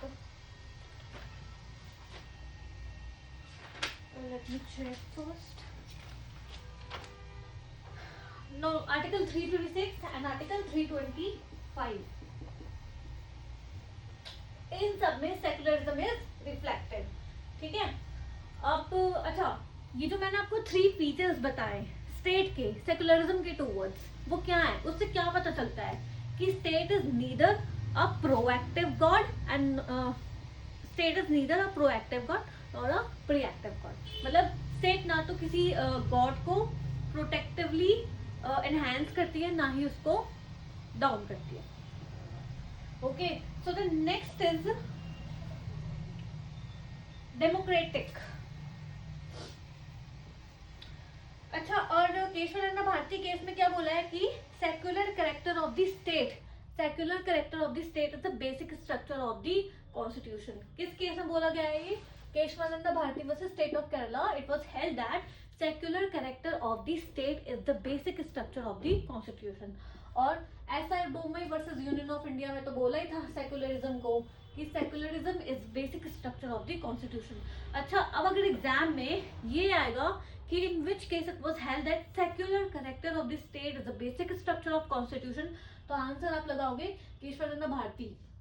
और अगर आता है in which case it was held that secularism is the basic structure of the constitution, then you will mark the answer SR Bommai versus Union of India. Okay, so now the next is democratic. Democratic. The term democratic is taken from the principle of doctrine of popular sovereignty.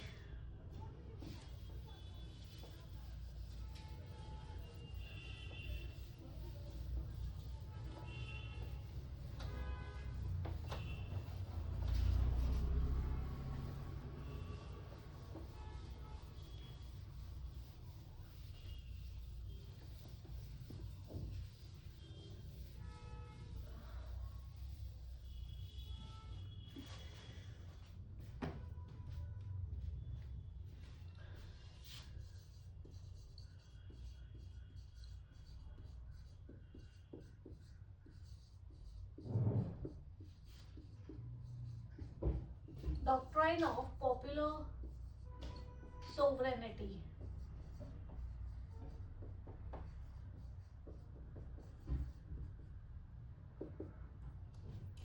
The term democratic is derived from the most important principle, that is doctrine of popular sovereignty. अब इस doctrine का मतलब क्या समझ के आ रहा है कि the power of law is in the hands of people. The supremacy of law is in the hands of people. We, the people of India, ठीक है, ये भी we the people of India, ये जो प्रियम्बल खुद ही से start होता है, we the people of India. तो ये क्या बताता है, और ये जो प्रिंसिपल है doctrine of popular sovereignty, what does this indicate? It indicates that the real power vests in the hands of the common man. The real power rests in the hands of the people. So it implies this. Okay, now we will democratic. अच्छा, Indian Constitution provides for representative form of government. अच्छा, अब ये तो आपको पता ही है कि हमारा इंडियन कॉन्स्टिट्यूशन क्या करता है, क्या है, मतलब किस चीज, कौन सी फॉर्म ऑफ गवर्नमेंट को रिप्रेजेंट करता है. तो representative form of government, that is parliamentary form of government. Okay, so parliamentary form मतलब वेस्टमिंस्टर मॉडल, और ये कहाँ से आया था? यूके से. ये हमने यूके से अडॉप्ट किया है वेस्टमिंस्टर मॉडल. ठीक है, तो Indian constitution is derived from a parliamentary form of government, that is executive is responsible to the legislature. ठीक है, कलेक्टिव रिस्पॉन्सिबिलिटी का कॉन्सेप्ट है ना आर्टिकल 75 में, जो कि हम आगे आने वाली क्लासेस में पढ़ेंगे. तो दिस वॉज दिस ओनली कि डेमोक्रेटिक मतलब कि पीपल के हाथ में लॉ रहता है, यही समझिए आप, और कलेक्टिव पावर होती है, कलेक्टिव रिस्पॉन्सिबिलिटी होती है, executive is responsible to the legislature. ठीक है, तो ये है डेमोक्रेटिक में. अच्छा, और डेमोक्रेटिक में हम और क्या पढ़ेंगे कि केशवानंद भारती की 1973 में एक चीज और बहुत इंपॉर्टेंट बोली गई, क्या? कि democratic and republic form of government as a basic structure of the constitution. Democratic and republic form of government. Keshavananda Bharati case में क्या कहा गया? Democratic and republic form of government is the basic structure of the constitution. Okay, मैं आपको last में कौन से case में क्या बेसिक स्ट्रक्चर क्या बोला गया इंपॉर्टेंट, जो कि प्रीलिम्स के पर्पज से इंपॉर्टेंट है, वो मैं आपको उसकी लिस्ट प्रोवाइड करूंगी. तो इस केशवानंद भारती केस में क्या बोला गया? इस केस में डेमोक्रेटिक में Keshavananda Bharati case 1973, democratic form of government is the basic structure of the constitution.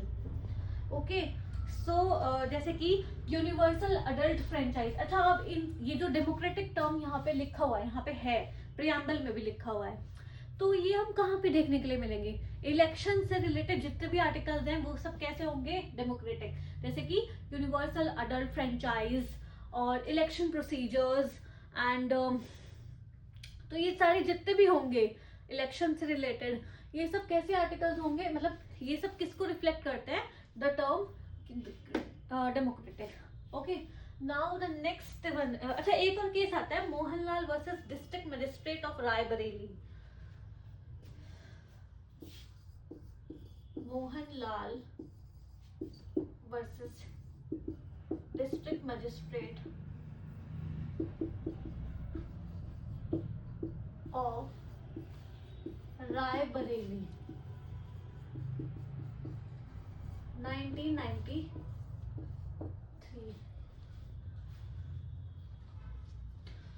Okay, चल क्यों नहीं रहा है? So Supreme Court in this case held that democracy is where the people elect their representatives to form a government. Democracy कहाँ पे है? Democracy is where the people elect their representatives, where the people elect their representatives to form a government. Democracy क्या होता है? Democracy का मतलब ये है ना, for the people, to the people, by the people. ठीक है, तो डेमोक्रेसी कहाँ होता है? इस केस में यही बोला गया कि democracy is where the people elect their representatives to form a government. और इस केस में ये बोला गया इंपॉर्टेंट चीज कि आप माइनॉरिटी को भी वैसे ही ट्रीट करो जैसे आप मेजॉरिटी को करते हो. देखिए, okay, minority should be treated same as that of majority. So this was the important case related to democracy. Now the next one is republic. So the term republic is taken from the Latin America term that is res publica. Republic, it is taken from a Latin American term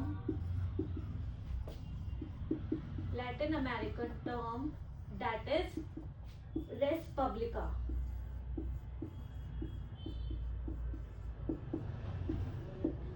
What does it means? Related to the people, related to the, आ जाता है exam में. ठीक है, so the term republic refers to the Latin American term res publica and it means related to the people. And now, अच्छा, 15th August 1947 से 25 January 1950. 15th August 1947 से 25th January 1950 आजादी हो गई थी. इस टाइम तक आगे हमारा, इस टाइम हमारा रिपब्लिक डे था, कॉन्स्टिट्यूशन को अडॉप्ट वाला. तो ये जो पीरियड था बीच का, इसमें हम आजाद तो हो गए थे, फ्रीडम तो हमें मिल गई थी ब्रिटिश रूल से, लेकिन हमारा जो हेड था वो अभी भी क्राउन था. तो what does this period means? Freedom मिल गई थी हमें, बट हमारा हेड जो था वो क्राउन था अभी भी. सो on 26 January 1950, this was a day where the dominion status was lapsed. इसको हम कौन सा पीरियड कहते हैं? Dominion status.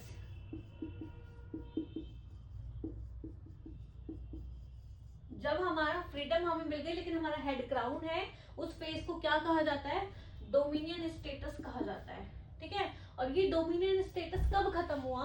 ऑन 26 जनवरी 1950 को हमारा एंड ऑफ डोमिनियन स्टेटस हुआ. ठीक है, मतलब इसमें क्या हुआ था कि हमारा अब जो प्रेसिडेंट है, president is the our head. President head of executive, head of executive, article 53 sub clause 1. अच्छा, अब ये जो प्रेसिडेंट है, जो हमारा हेड ऑफ एग्जीक्यूटिव, पहले हेड ऑफ क्राउन था. Okay, 26 January 1950 end of the dominion status period, and then president is the head of executive, that is article 53 sub clause 1. अब ये जो प्रेसिडेंट है ये हेरिडिटरी नहीं होगा. जैसे क्राउन हेरिडिटरी होता था, तो प्रेसिडेंट का जो इलेक्शन वो होगा, इलेक्शन वो हेरिडिटरी नहीं होगा, इलेक्टेड होगा. तो नॉट हेरिडिटरी but elected.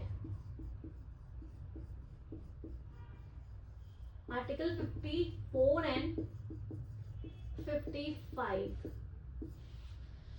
ठीक है, election of president and manner of election of president, ये भी हम पढ़ेंगे बाद में एग्जीक्यूटिव का जब हम चैप्टर डील करेंगे तो। लेकिन इस पहले ये पढ़ लेते हैं हम, प्रेसिडेंट तो हेड बनाया गया एग्जीक्यूटिव का आर्टिकल 53 सब क्लॉज 1 में, और वो नॉन हेरिडिटरी मतलब कि इलेक्टेड होगा आर्टिकल 54 एंड 55 के according.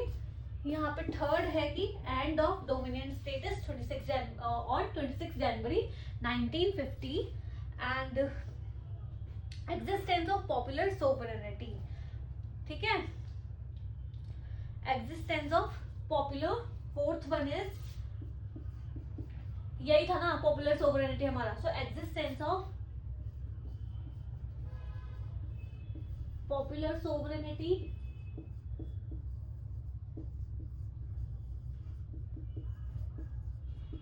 and the last one is no privilege class, LEDGE, okay, no privilege class। ये कहाँ है, आर्टिकल 14 to 18। मतलब जब से हमारा डोमिनियन स्टेटस का एंड हुआ तब से ये चीजें हमारी चेंज हो गई। ठीक है, ये चीजें आ गई कि existence of popular sovereignty, no privilege class, कोई भी प्रिविलेज क्लास नहीं होगी, नॉट हेरिडिटरी बट इलेक्टेड हमारा हेड रहेगा, और हेड कौन होगा, प्रेसिडेंट हमारा हेड होगा। Okay, so this was all about the republic. And now कुछ और भी वर्ड्स हैं उसमें, कौन कौन से वर्ड्स हैं, जैसे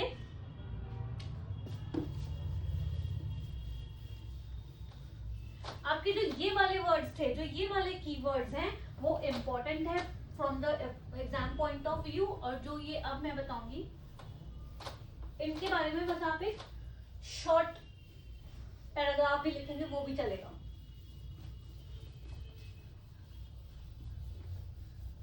ठीक है,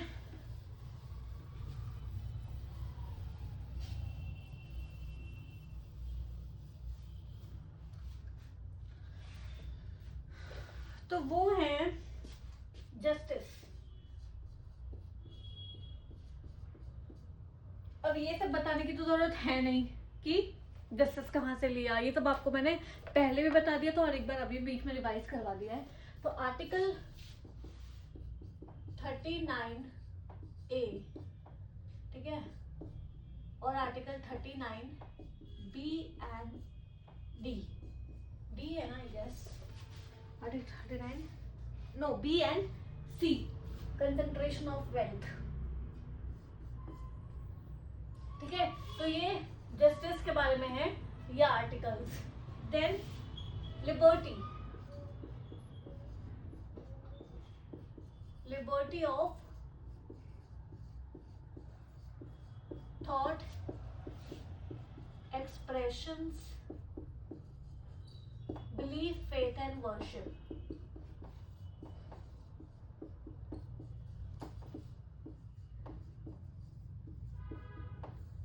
अच्छा, क्वेश्चंस ऐसे भी आते हैं कि liberty of thought, expression, belief, faith and worship, और इसमें से एक को हटा के कुछ और लिख देते हैं, और उसमें बोलते हैं कि इसमें लिबर्टी में कौन सा इंक्लूडेड नहीं है। ठीक है, तो ये ऐसे भी क्वेश्चन आ जाता है। तो ये कहाँ पे है, आर्टिकल 19A to G, ये यहाँ पे है, और आर्टिकल 25 to 28 और आर्टिकल 29, 30। ठीक है, तो ये लिबर्टी यहाँ पे है। और equality as you all no,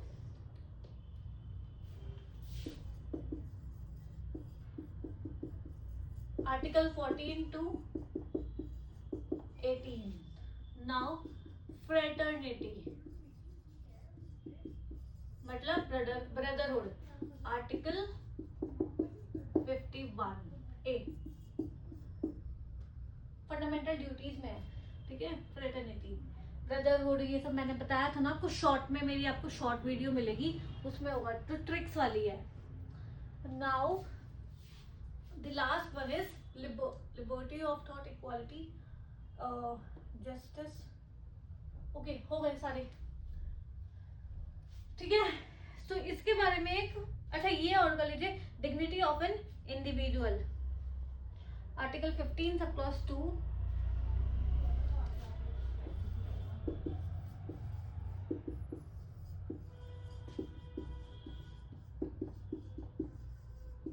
ये भी एक कीवर्ड है ना यहाँ पे, dignity of individual.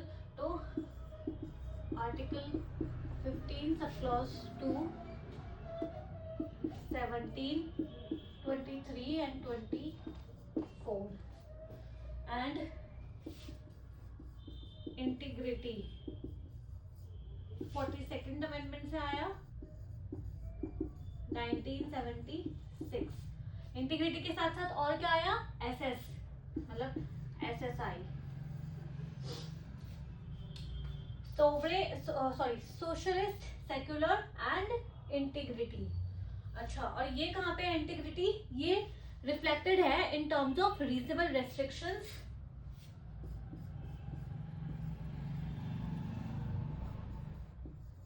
Reasonable restrictions में रिफ्लेक्टेड है ये इंटीग्रिटी. मतलब इनको फॉलो करके ही तो इंटीग्रिटी बन सकती है ना, जो कि मेंशन है article 19 sub clause 2 to sub clause 6. So these are the keywords which you have to keep in mind for the examination point of view. इसके ऊपर मेन से भी क्वेश्चंस आते हैं और प्री में भी आते हैं, वो मैं अभी आप लोगों को कराती हूँ.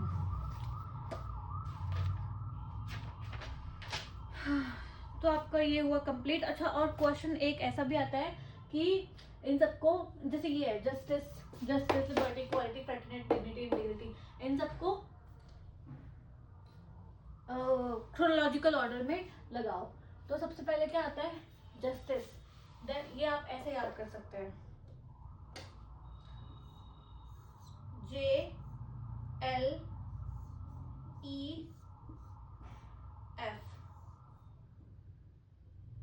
ठीक है, लास्ट में आएगा fraternity.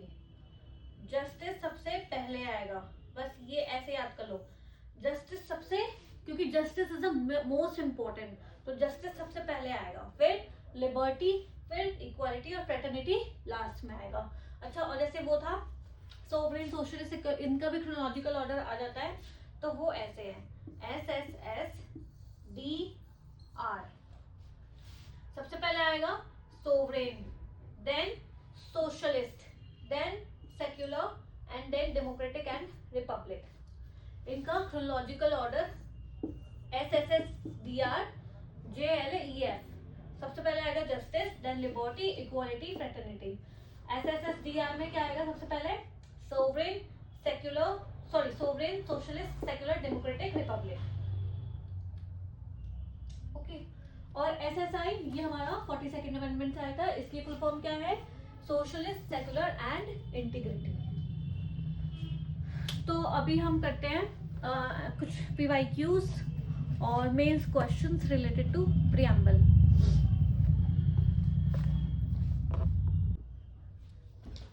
So now these are the multiple choice questions regarding the preamble.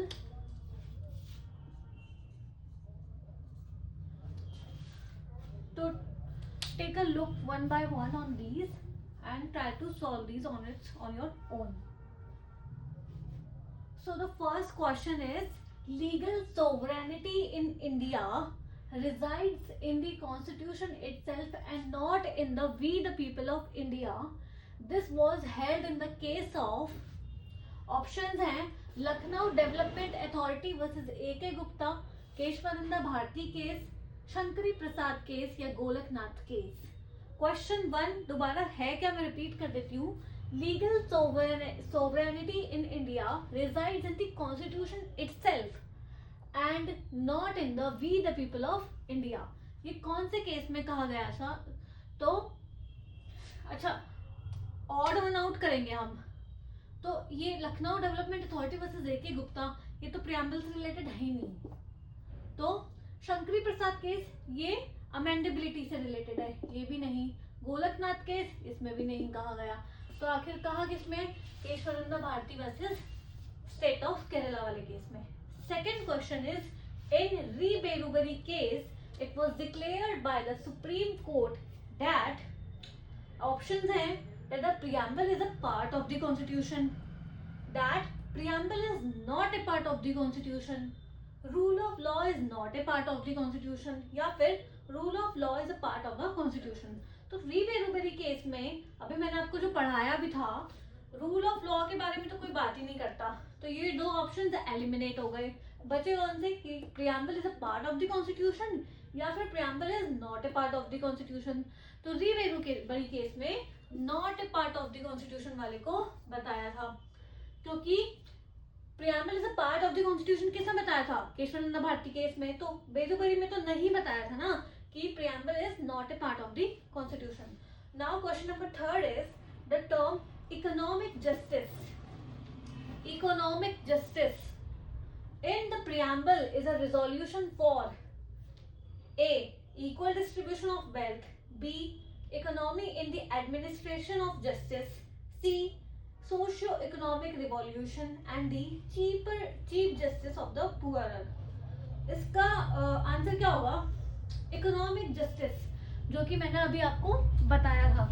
Economic justice मतलब जस्टिस कहाँ से आया? सबसे पहली बात रशियन रिवॉल्यूशन से आया था।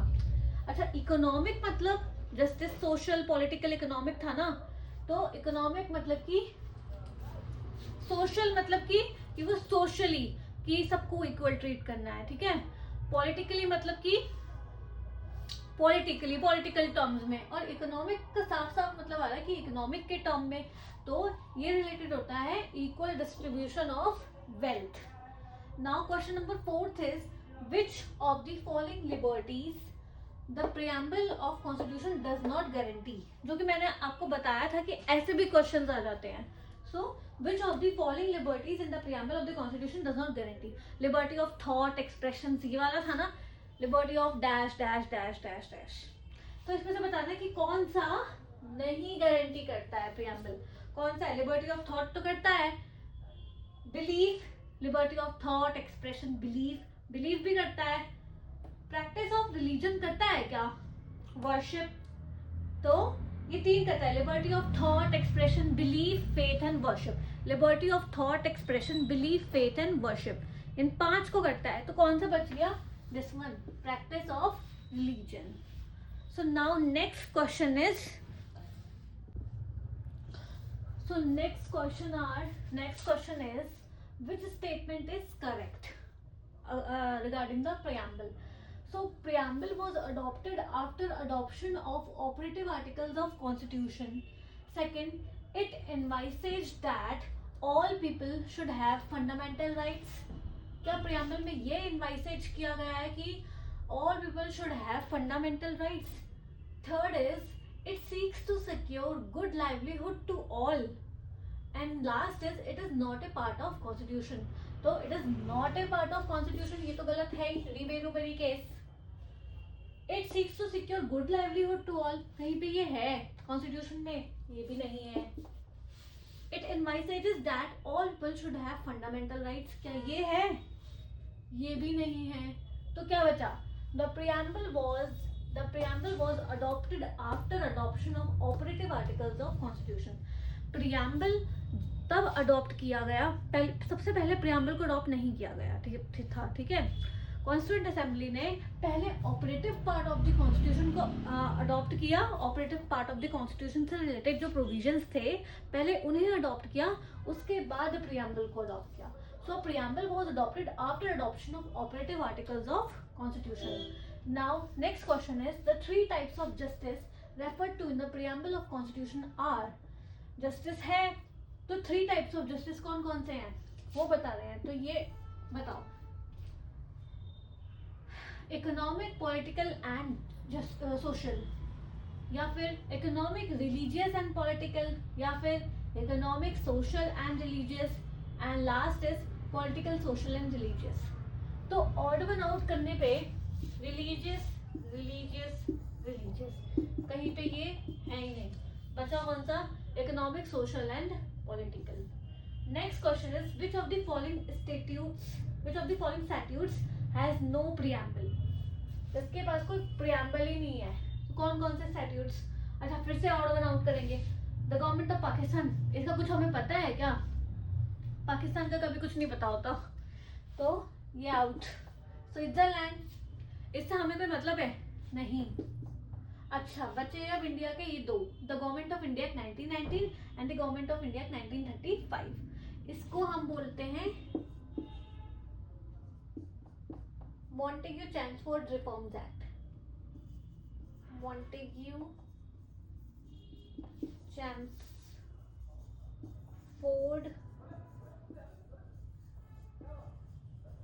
रिफॉर्म्स एक्ट, ठीक है।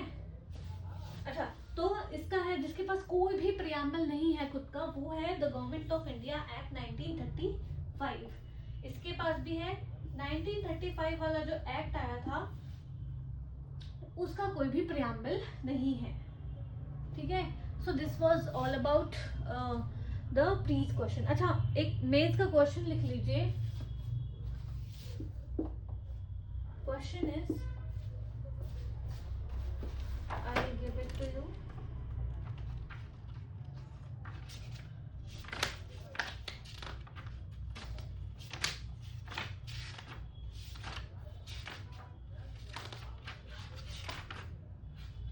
ये क्वेश्चंस मेंस में आए हुए हैं। So question is, what are the major commitments of, अच्छा,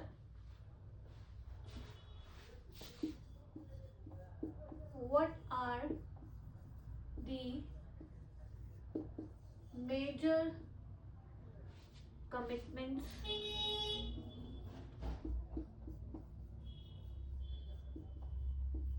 of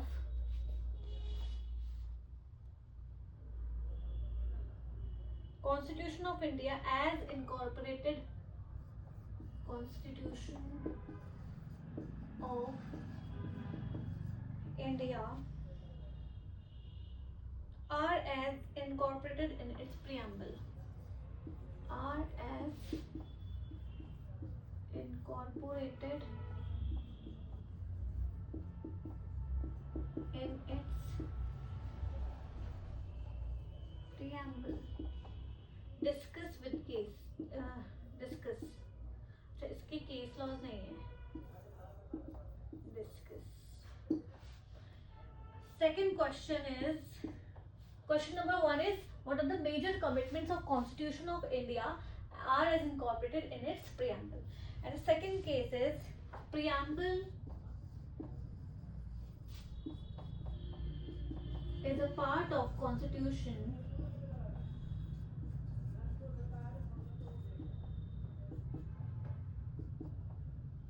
discuss with case laws.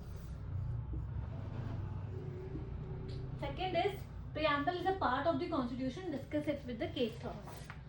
Okay, so these are the main questions जो आपको लिखने हैं, और लिखकर मेरे को आप सेंड कर सकते हैं, और मैं ये क्वेश्चंस आपके चेक करके आपको बताऊंगी। और आंसर राइटिंग के लिए ये बहुत इंपॉर्टेंट है these questions, so you should write. और अपने जो भी LLB के स्टूडेंट्स हैं उनके लिए भी ये questions exam point of view से बहुत इंपॉर्टेंट है। So this is all about the today's class. Thank you.